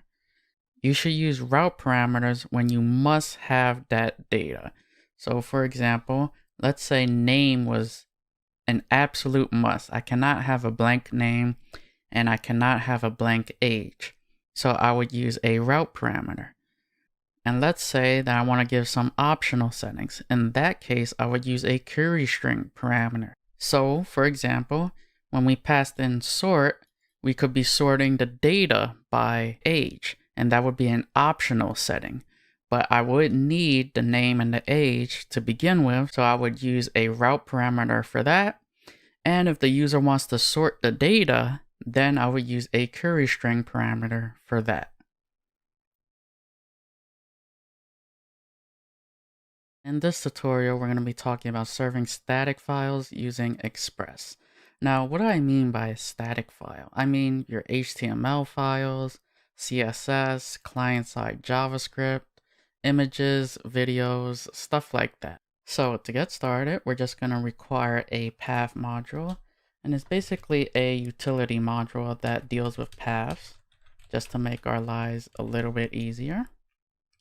And within here, if I go down here, I can say app.use. Now use, whenever you see app.use, it means that I'm using middleware. The first argument is going to be the alias for our static folder. So for example, if I was to hit Control B, you can see that I have a static folder here. And what I want to do is give this static folder an alias. I don't want people outside of my server to know that this folder is called static. But let's take a look inside of it. We have an index.html, we have example.js, and we have a main.css file just for an example. So now if I close that, Control B, I'm going to call it public. That's going to be the alias for my static folder. The second argument is going to be a middleware function. So I'm going to use a convenience method that Express provides us. So I could say express.static, and then I'm going to say path.join. And I'm going to say dir name, which stands for directory name. Now, dir name is a string, and this is going to give us where app.js is. So if we take a look by pressing Control B, it's going to give us where app.js is located. Now I want to go inside to the static folder because this is where all my static assets are. So if I hit Control B again, we'll pass in as a second argument the name of the folder, static. So I'm just going to end this. Put a colon there. Says there's some error and I'm missing a parentheses. So now here, instead of just saying hello world, let's actually send a file. So I'm just going to remove this. Say res.send file. And we're going to use our path module again to make things easier. I'm going to say path.join. We're going to give it the directory name that we're currently in. We're going to go inside the static folder. And then I want to serve the HTML file. So the HTML file is called index.html. So now if I was to save this, go down here, type node app. Let's go over to Chrome. Now we're going to go up here, type localhost 3000. And there you go. You can see our static HTML file has been served. If I type F12, let's take a look at the source real quick. If I can actually see it. And you can see within our HTML file that we're using public. Now remember, we don't actually have a folder called public. We have a folder called static. But to the client side, it's called public. And this main.css file. Now this main.css file is working because you can see that our h1 tag is red. And now if we go back down here, you can see public, JS, and our example.js. And if I go to console, you can see that I printed out onto the console testing client side. So that's basically the basics of serving static files using Express. Now you can use this to use images and videos, and it'll be the same exact process. And in this tutorial, we're going to be talking about handling an HTTP post request using Express. Now, an HTTP post request is typically used when working with forms. So I have my form set up right here. I have an email address field and a password field. And if I was to hit submit, that would be an example of a post request. Now, obviously, we're getting an error from Node. Cannot post to this route. That's because we haven't actually coded anything yet. So if we take a look at Visual Studio Code, you can see our form that I set up. Action is going to be the route that we're going to code. So I just put /. The HTTP method is going to be a post method. Here we see that we have our email field and our password field and our button of type submit. So now I'm just going to head over to app.js, and I actually want to code the app.post method. So if we take a look at our application as it sits currently, all I have is an app.get. This is the route, and all I'm doing is serving the HTML file to the user. So in order to remedy this, we're going to use a module that's going to parse the form data for us. And that module is called the body parser module. So to get started, we're actually going to have to install this module. So I'm just going to come down here, cancel our server. I'm going to say npm install body parser. So let that install. And now from here, what we're going to do is require it into our application. So I'm just going to say const body parser is equal to require body parser. And now from here, what we're going to do is use middleware. So every time we use middleware, we're going to call app.use. So here, I'm just going to say app.use. Then I'm going to say body parser .url encoded. And then within here, we're going to pass in an option called extended. And we're going to set that to false. So end that with a semicolon. And all this is doing is allowing us to parse URL encoded forms. It parses the data for us and attaches it to the request body. The extended option is set to false because we aren't dealing with any complicated objects. All we want is an email and password, which are both strings. So now that we have that set up, let's actually code our app.post HTTP request. So we have our get here. And now I'm just going to go down here, and instead of saying app.get, I'm going to say app.post. The first argument is going to be the route. And as you saw in the HTML file, the action route is the /.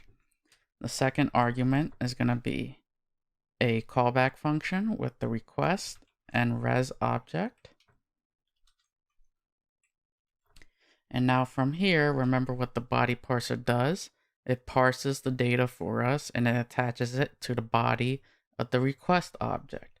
So now what I can do here is I can say console.log request.body, and this is going to give us an object with the properties of email and password.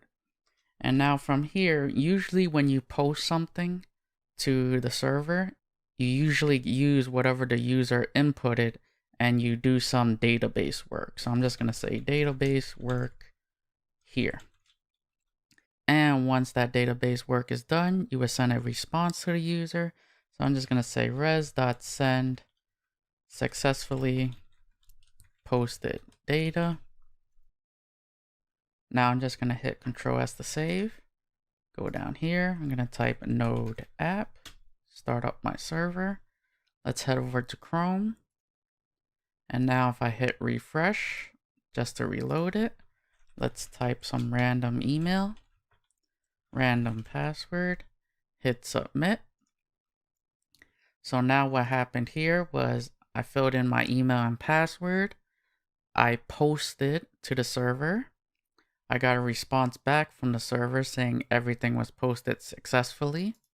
So if I go back to Visual Studio Code, you can see that our console.log is working. We're printing out the request.body, and you can see that our form data has been successfully parsed. So if we take a look down here onto the console, you'll see that we have an object with the property email and its value, and you also have property of password and its value. So that's pretty much how you would make an HTTP post request using Express and the body parser module. In this tutorial, we're going to be talking about how we can handle JSON data using Express and the body parser module. So in the previous tutorial, we talked about using the body parser module in order to handle URL encoded data. So what we're going to do is take this form from the last tutorial and convert it to post JSON data. So to get started, I'm just going to head over to Visual Studio Code. And right here, I have my index.html file and our form pulled up. What I'm going to do is add an attribute to the form. So I'm just going to give it an ID and I'm going to call it form. And the reason for that is I want to prevent the default submission. I want to post data using jQuery Ajax. So that's how we're going to post JSON data to our server. So now that I have my ID, scroll down, and I already put our jQuery CDN here just to make the tutorial a little bit quicker. And we're just going to go here and we're going to include our script. So I'm just going to say script. Now from here, we're just going to say document.ready.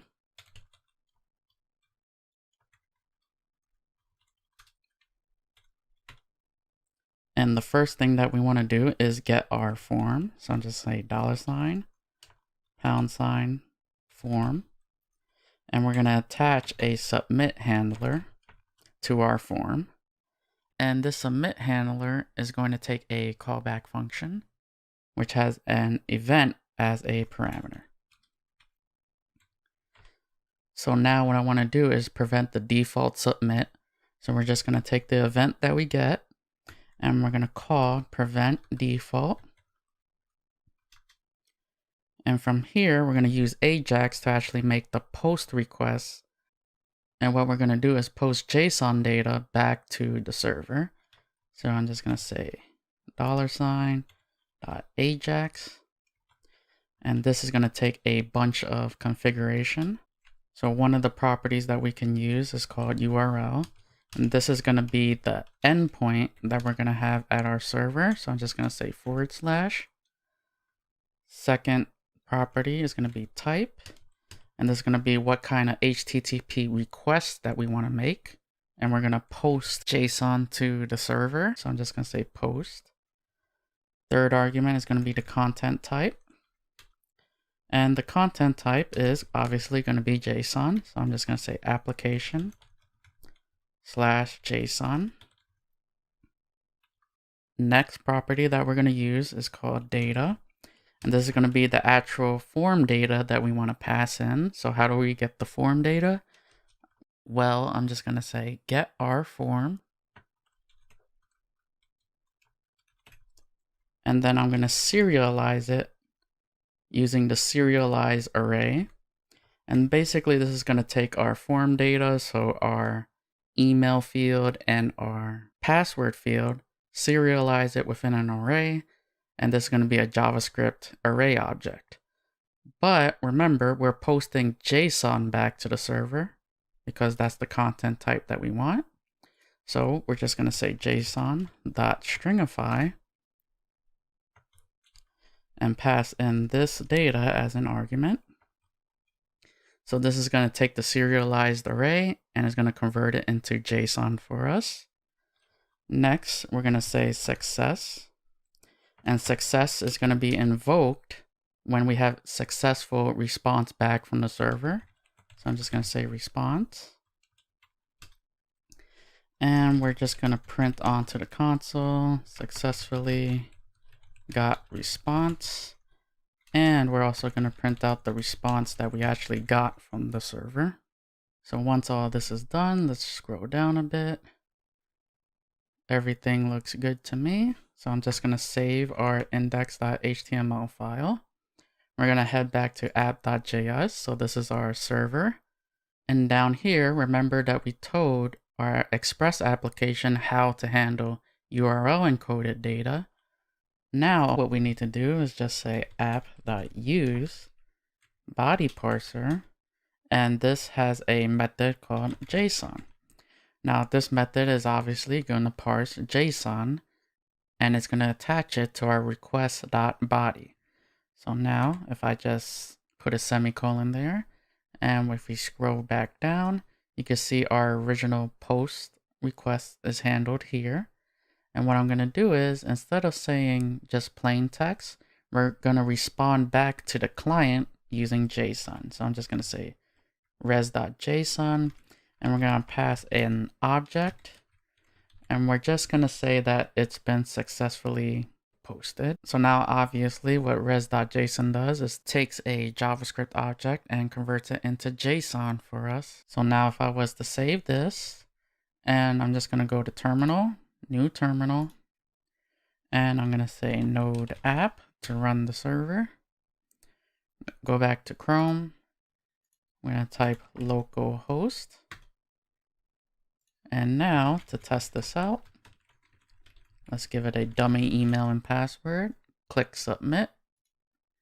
And now if I hit F12, you can see form serial array is not a function. So let's take a look at this. And we're getting an error.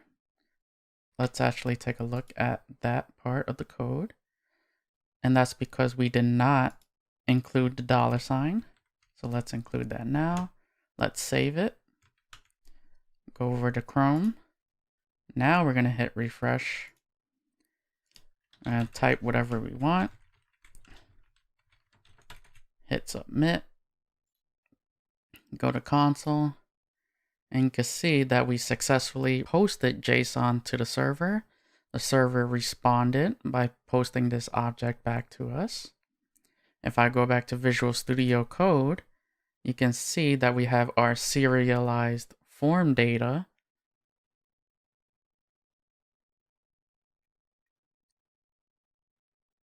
You can see that we have our serialized form data and that it's not JSON, that this is just an array.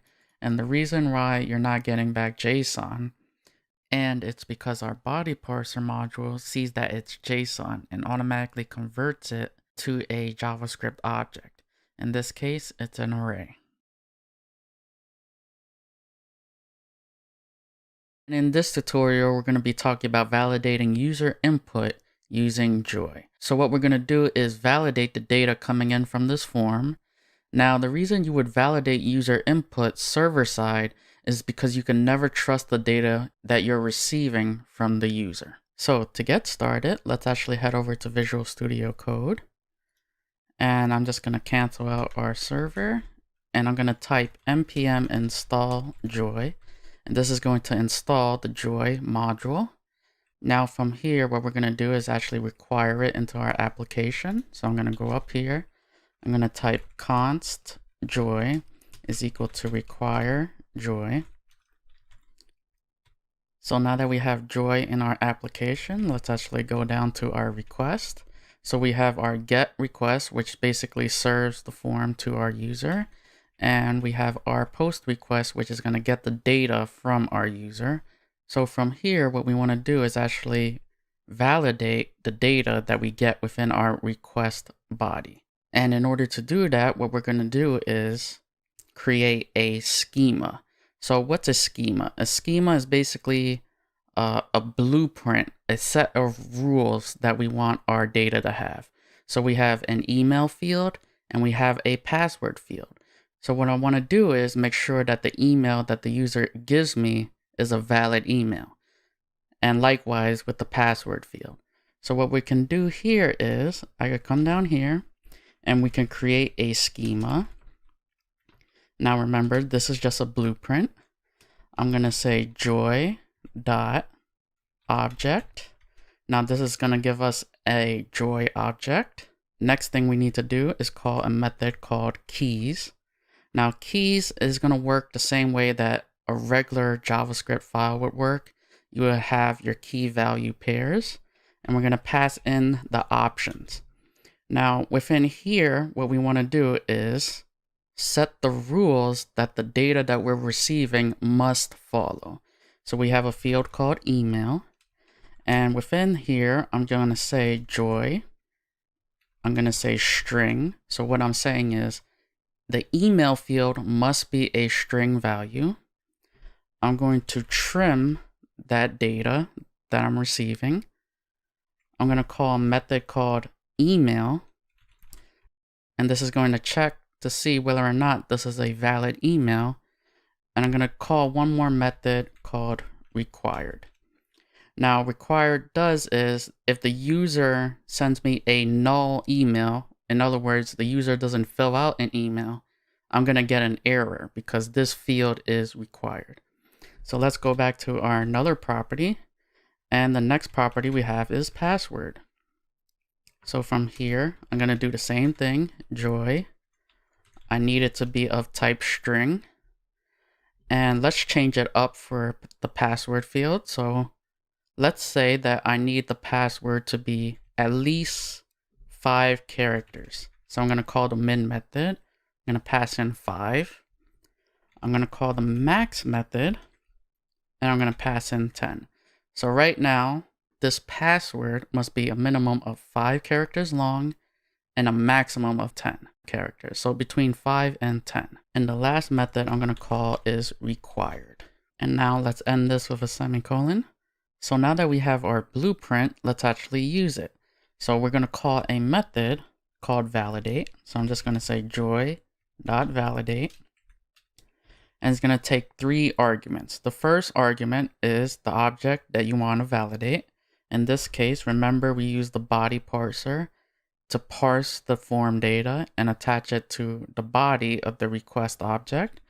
So this is going to be our first argument. The second argument is going to be our blueprint, which we just created. It's called schema. And our third argument is going to be the callback function. It's going to take 2 parameters. First one is going to be error. Second one is going to be result.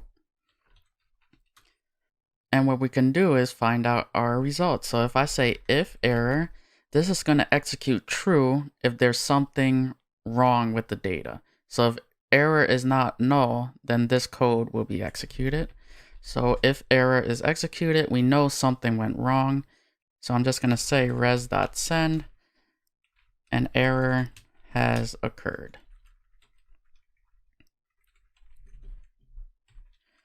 But if there is no error, what we can do is we could just say res.send, and I can say successfully posted data.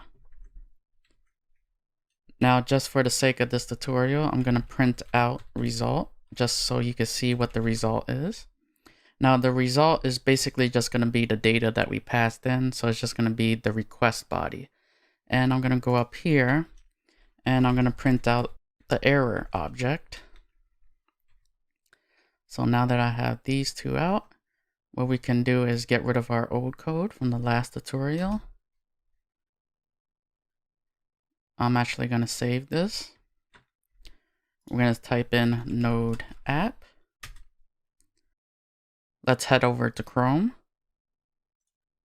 And from here, I'm just going to type in, actually, let's just refresh the page real quick. Let's type in an email.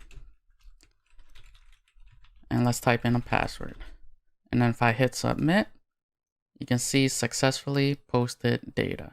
So if I go back to Visual Studio Code, you can see that our email is right here. And it probably hit submit twice because I probably clicked it twice. And you can see that our result that's getting printed out is just the request.body. Is whatever the user posted, and you would do all your database manipulation and calls here. So now let's actually go back to Chrome. And this time we're going to type localhost again. Instead of giving valid data, let's see what happens when we post invalid data. So I'm going to post valid data for email. And for the password, remember we have to give it between 5 and 10 characters long. So I'm just going to give it 2 characters long, and let's see what happens. I'm going to hit submit.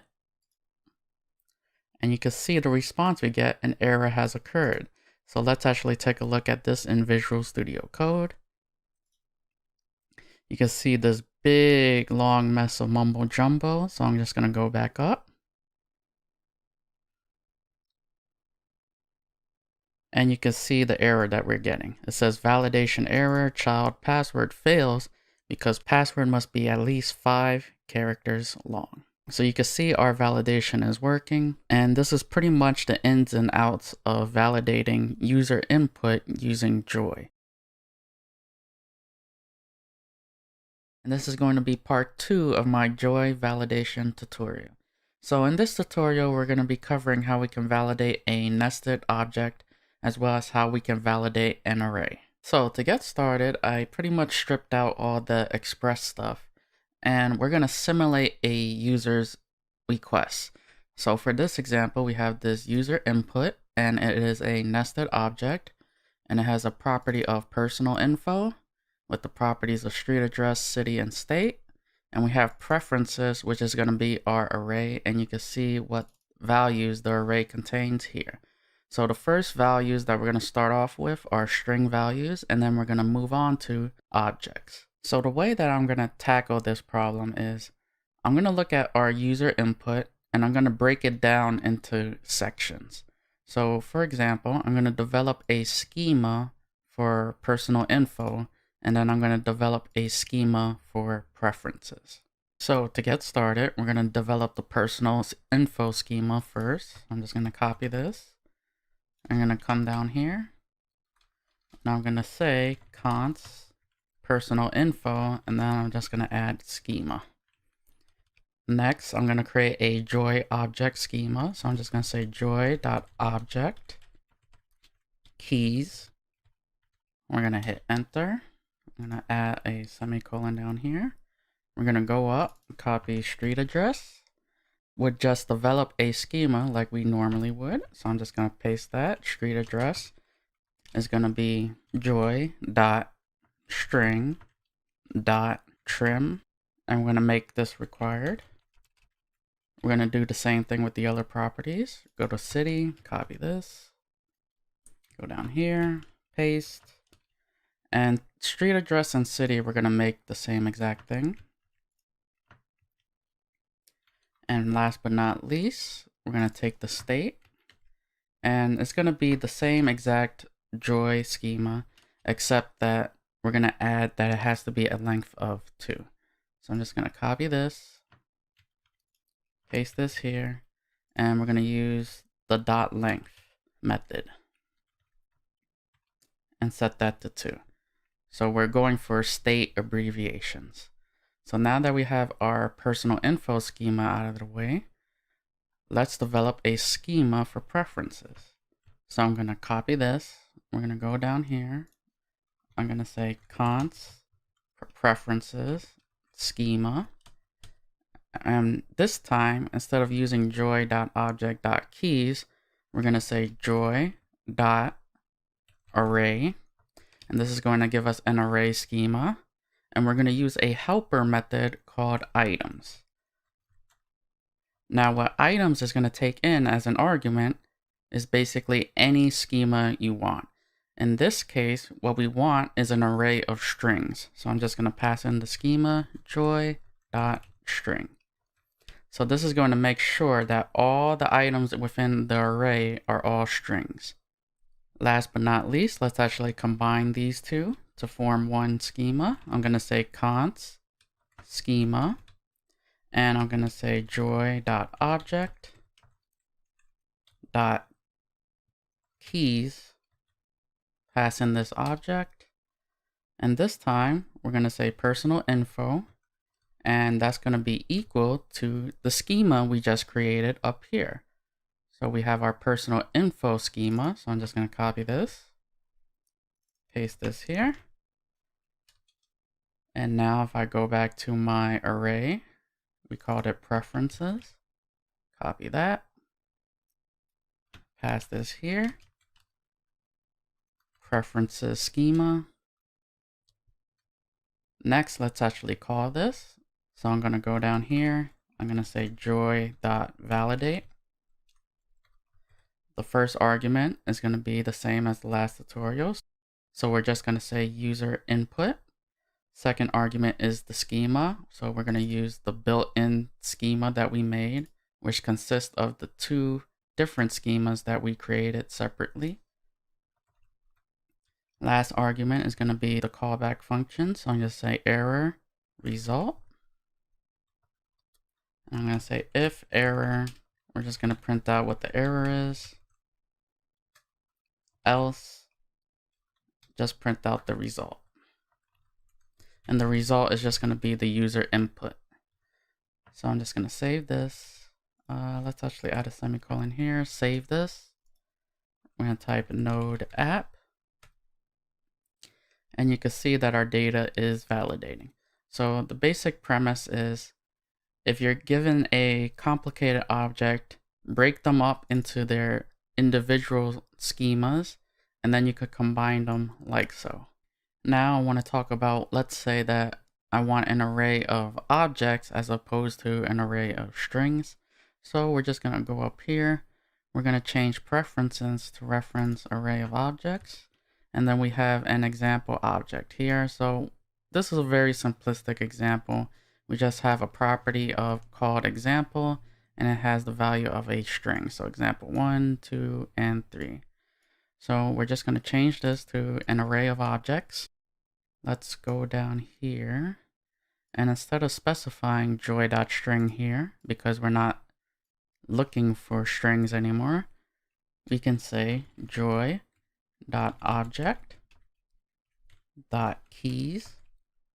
And then we just build our schema like we did before. So in this case, we only have one property. It's called example.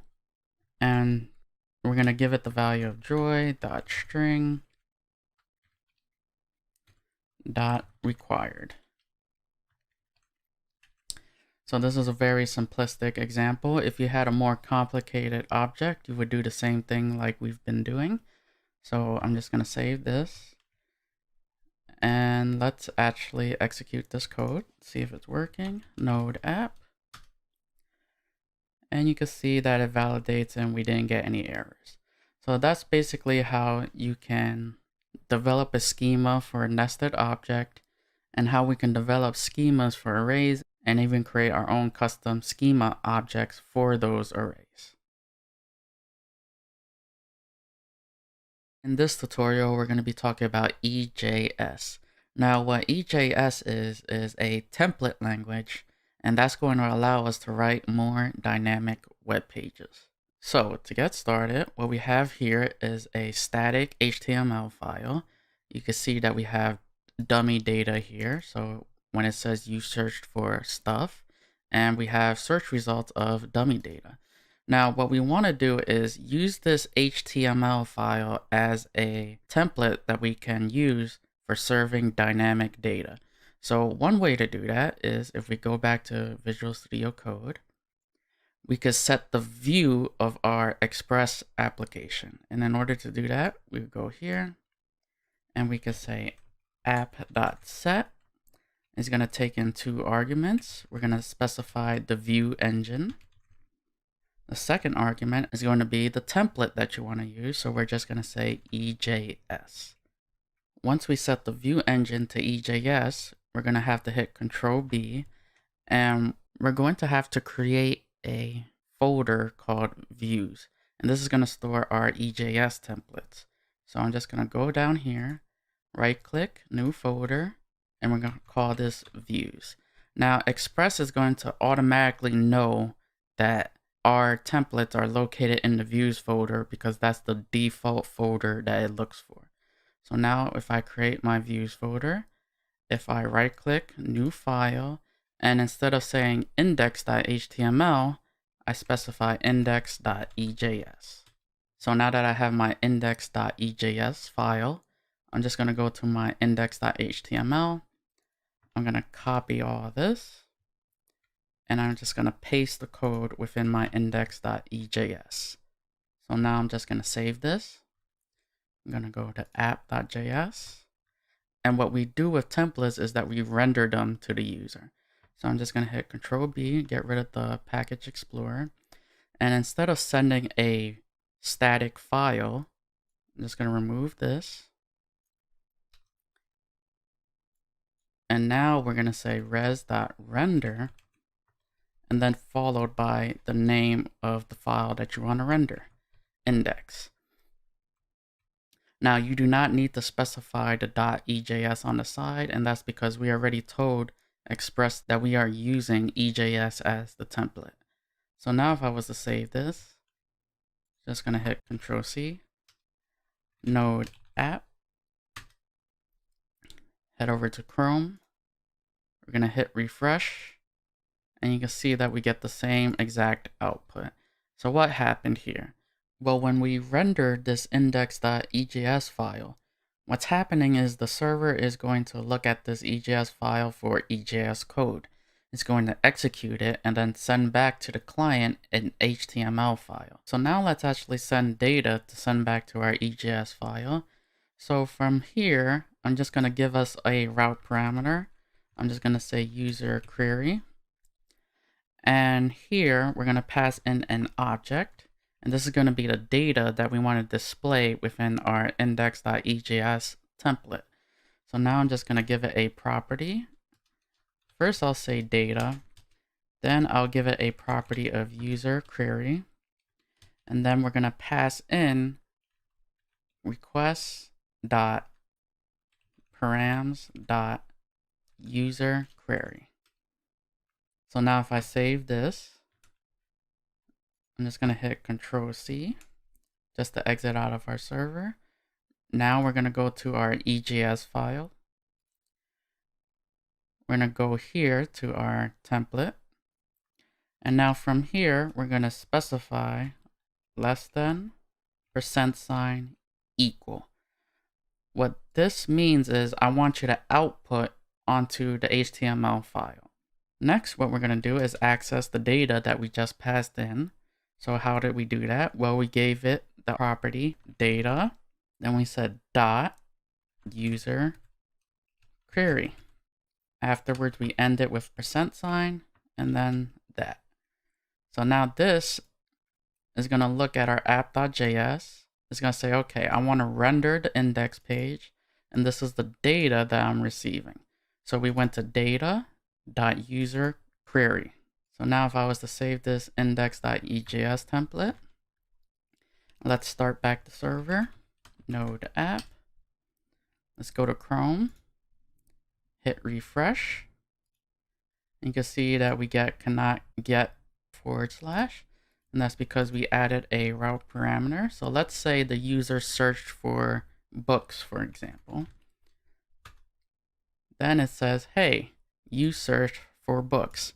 So imagine if this was a real website and we were on Amazon or eBay, you would do a search. So then on top of that web page, you would get, hey, you searched for books. You searched for PCs. You searched for whatever. So that means I could use this EJS template for all the items within my website. So now let's actually add some dummy data. So if I go back to Visual Studio Code, and what we're going to do is instead of having hard-coded stuff here, when the user types in, we search for books, we're going to display a bunch of books. So I'm just going to go to app.js. We're going to pass in more dummy data. So we have data, user query. We're going to pass in another thing. And I'm just going to give it a enter key to make it fit all on one line. And we're going to pass in an array, and this is going to be the search results. Search results. Pass in an array, and we're just going to say book 1, book 2, and book 3. So now if I save this, go to my index.ejs node.ejs file. Instead of saying dummy data, what we can do is we could go to data because that's the object that we're passing in. We're going to say search results. And then since it's an array, we can access index 0. And this is going to give us our first position. And remember, since this is an EJS template, we're going to have to wrap this up within the following. And now if I was to save this, let's cancel out the server, restart it up, go to Chrome, hit refresh, and you can see that now we're dynamically populating the web page. So now let's head back to Visual Studio Code. And what I want to do is, instead of just outputting data.searchResults.index0, data.searchResults.index1, what we can do is use a for each loop. So for example, let's get rid of all this. And instead of that, we're going to pass in less than %. We're going to get our array. So what's our array at? Data.searchResults.for each. We get our result. And remember, we're going to end this with a %, less than. And the reason why we don't have an equal sign here is because we are not outputting this onto the HTML file. So for example, if I want to output this, equal sign. If you don't want to output it, no equal sign. Next, within here, what we're going to do is we're going to display what we want to output. So now what we're going to do is use less than %, equal, because we actually want this to output to the HTML file. So I'm just going to say li result, and let's close our li tag. So now we have to end this. So we're just going to end it with %. We're not going to use the equal sign because we do not want to output this to the user. So now if I was to save this, I'm going to go down here, Control C, Node app, go to Chrome, hit refresh, and you can see that our search results gets dynamically added. So if we search for books and there was 1 million books, this code will work for 1 million books. If we searched for iPhones and there was only 3 types of iPhones, this code will work for 3 iPhones. So now let's do an example involving conditionals. So we're just going to give a simple if statement. If the user is logged in, we want you to display this. If the user is not logged in, then we're not going to display anything extra. So now if I go back to Visual Studio Code, let's write an if statement underneath our h1 tag. So I'm just going to go here. I'm going to say this. If data.loggedIn, and this is going to be a Boolean containing true or false. Let's end this here. And now the meat of our if statement is going to be the HTML output that we want to do. So now I'm just going to say h2, you are logged in as data.username. And that %, and then let's close our h2 tag. Now we have to wrap up our if statement. So let's close our if statement. And all we're going to do is just do the following EJS. Close our if statement. And remember, we're not using the equal sign because we're not wanting to output this. And we're not using the equal sign up here because we don't want to output this if statement. So now if I was to save our index.ejs file, let's go to app.js. And we're going to pass in those properties that we added to our index.ejs file. So we passed in logged in. And for this example, we're just going to set true. And the username is going to be this. So I'm just going to go to index.ejs just to see if we matched up properly. Otherwise, we're going to get an error. Logged in. We use the username here. Make sure everything matches up. Let's save this. Control C. Node app. Head over to Chrome. Hit refresh. And you can see that since we are logged in, we're displaying our h2 tag. You are logged in as so-and-so. If we set that to false, our h2 tag wouldn't appear. So that's basically the ins and outs of how you can use EJS within your Express application. In this tutorial, we're going to be talking about what middleware is and how we can create our own custom middleware. So middleware is basically the code that gets executed between the user request and the server itself. Now, in the previous tutorials, we already used a middleware, and that middleware was within the body parser module. So if you take a look at our Express application, on line 5, we say app.use, and then as an argument, we pass in a function. And this function is a middleware function that when the user makes a request, this function will take the user's request and process it. In this case, the bodyparser.json function checks to see if the user sent any JSON data, processes it, and then attaches it to the request.body. And then it calls a function called next to let the server know that, hey, we're done processing this request. You can send another request. So to get started, we're just going to go down here. I'm going to say app.use, and then we're going to pass in our own middleware function that's going to get executed whenever the user makes a request. So this should be very familiar. We're going to pass in the first parameter is going to be the request object, the response, and then the final parameter is going to be the next method. So now we already are familiar with the request object and the response object. So what is this next method? This next method must be invoked whenever you create a custom middleware.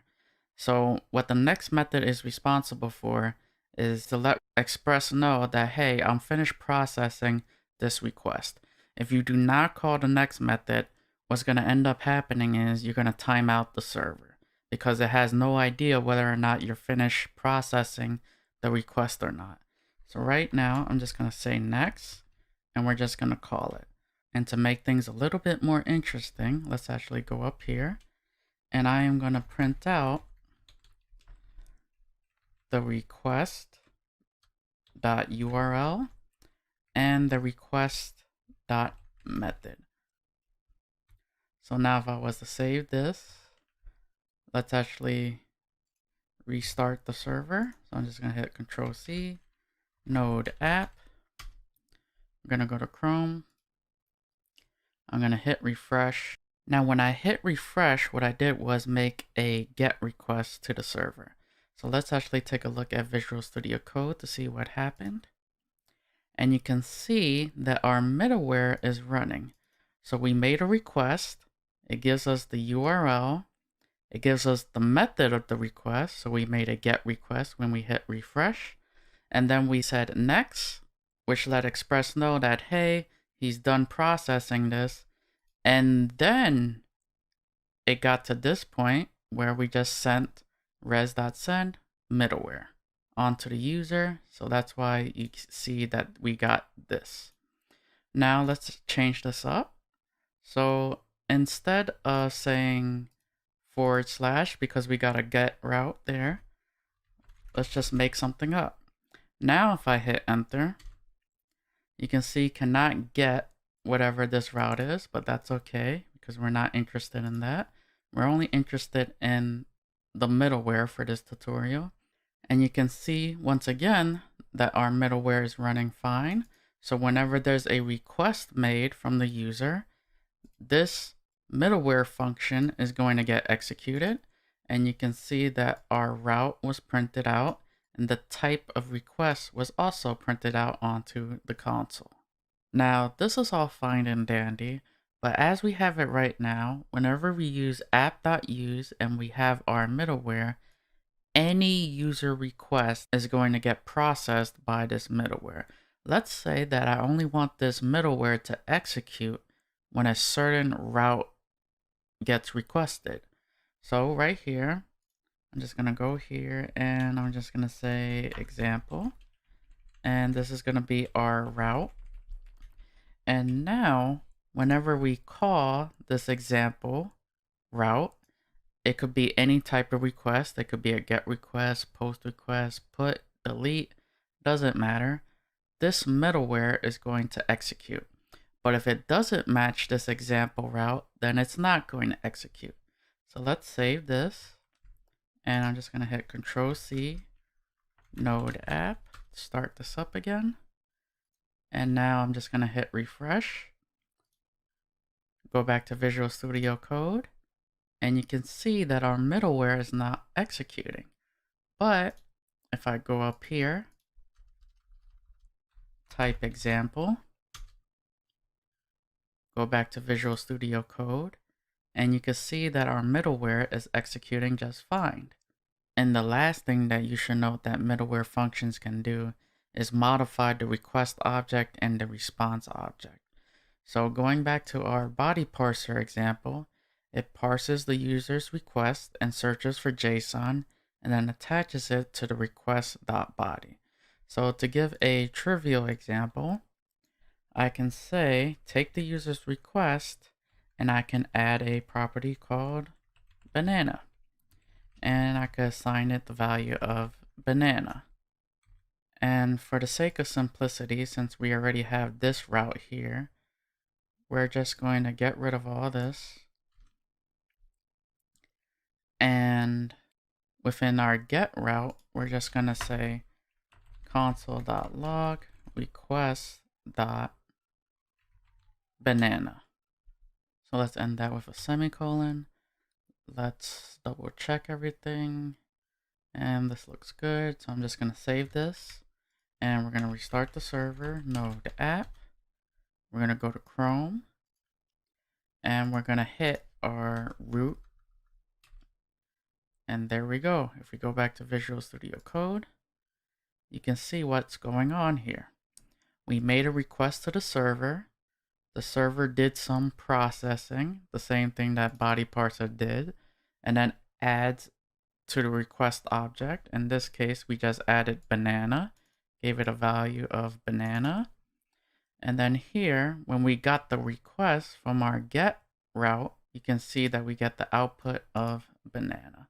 So that's pretty much the ins and outs of how you can create your own custom middleware and how middleware works in general. In this tutorial, we're going to be talking about the Express router. Now, what the Express router allows us to do is separate our routes into different files. This makes our code a lot more manageable as opposed to just sticking all our routes within the app.js file. So to get started, I'm just going to hit Control-B to bring up our Explorer.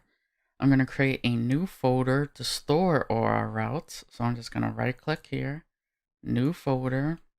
Let's call it routes. And we're going to create a new file called people. So this is where we're going to store all our people routes. So I'm just going to hit Control-B again. And since we're using the Express router, we're obviously going to need to include the Express module. So I'm just going to say const express is equal to require express.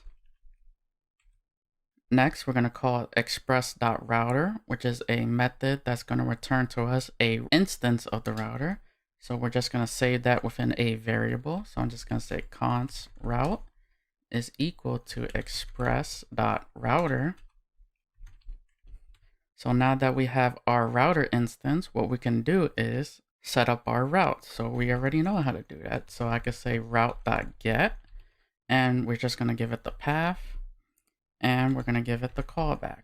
So the request object, the response, and we're just going to say res.send / being hit. And let's just create another route. So I'm just going to copy this for our example. And I'm going to call this example.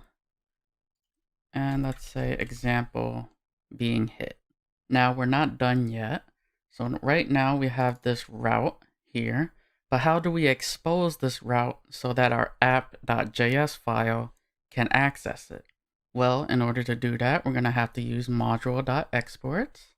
So I could go down here, type module.exports, and then we're just going to export this route that we created.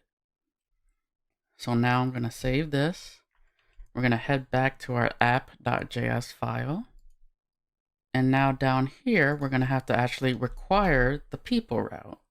So how do we do that? Well, I'm going to create a variable called people, and we're just going to require the file. So I'm just going to say .. I'm going to go inside the routes folder, and then I'm going to include our people file. But we're not done yet. Remember, on line 3, we created an Express application. So now we need to tell our Express application that we want to use this people route. So let's go down here. I'm going to say app.use. And we're going to give it the base URL. So I'm just going to say / people. And then we're going to pass in the people route as the second argument. So I'm just going to pass in people. So now if I was to save this, head over down here, Node app. Let's go to Chrome.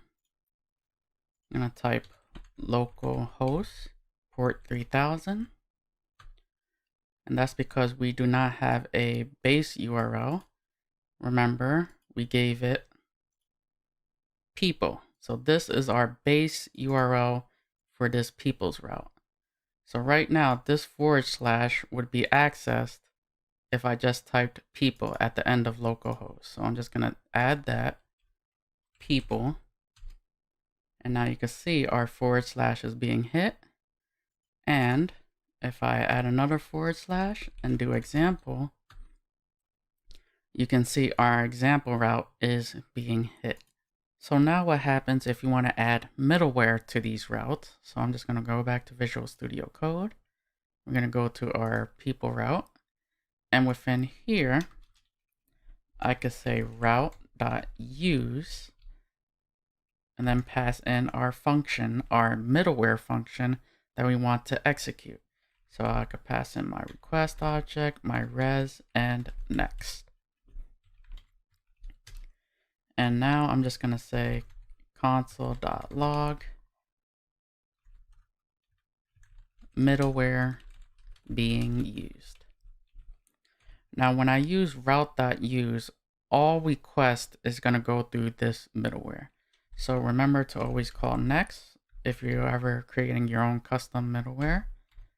And now if I was to save this, let's hit Control-C, Node app.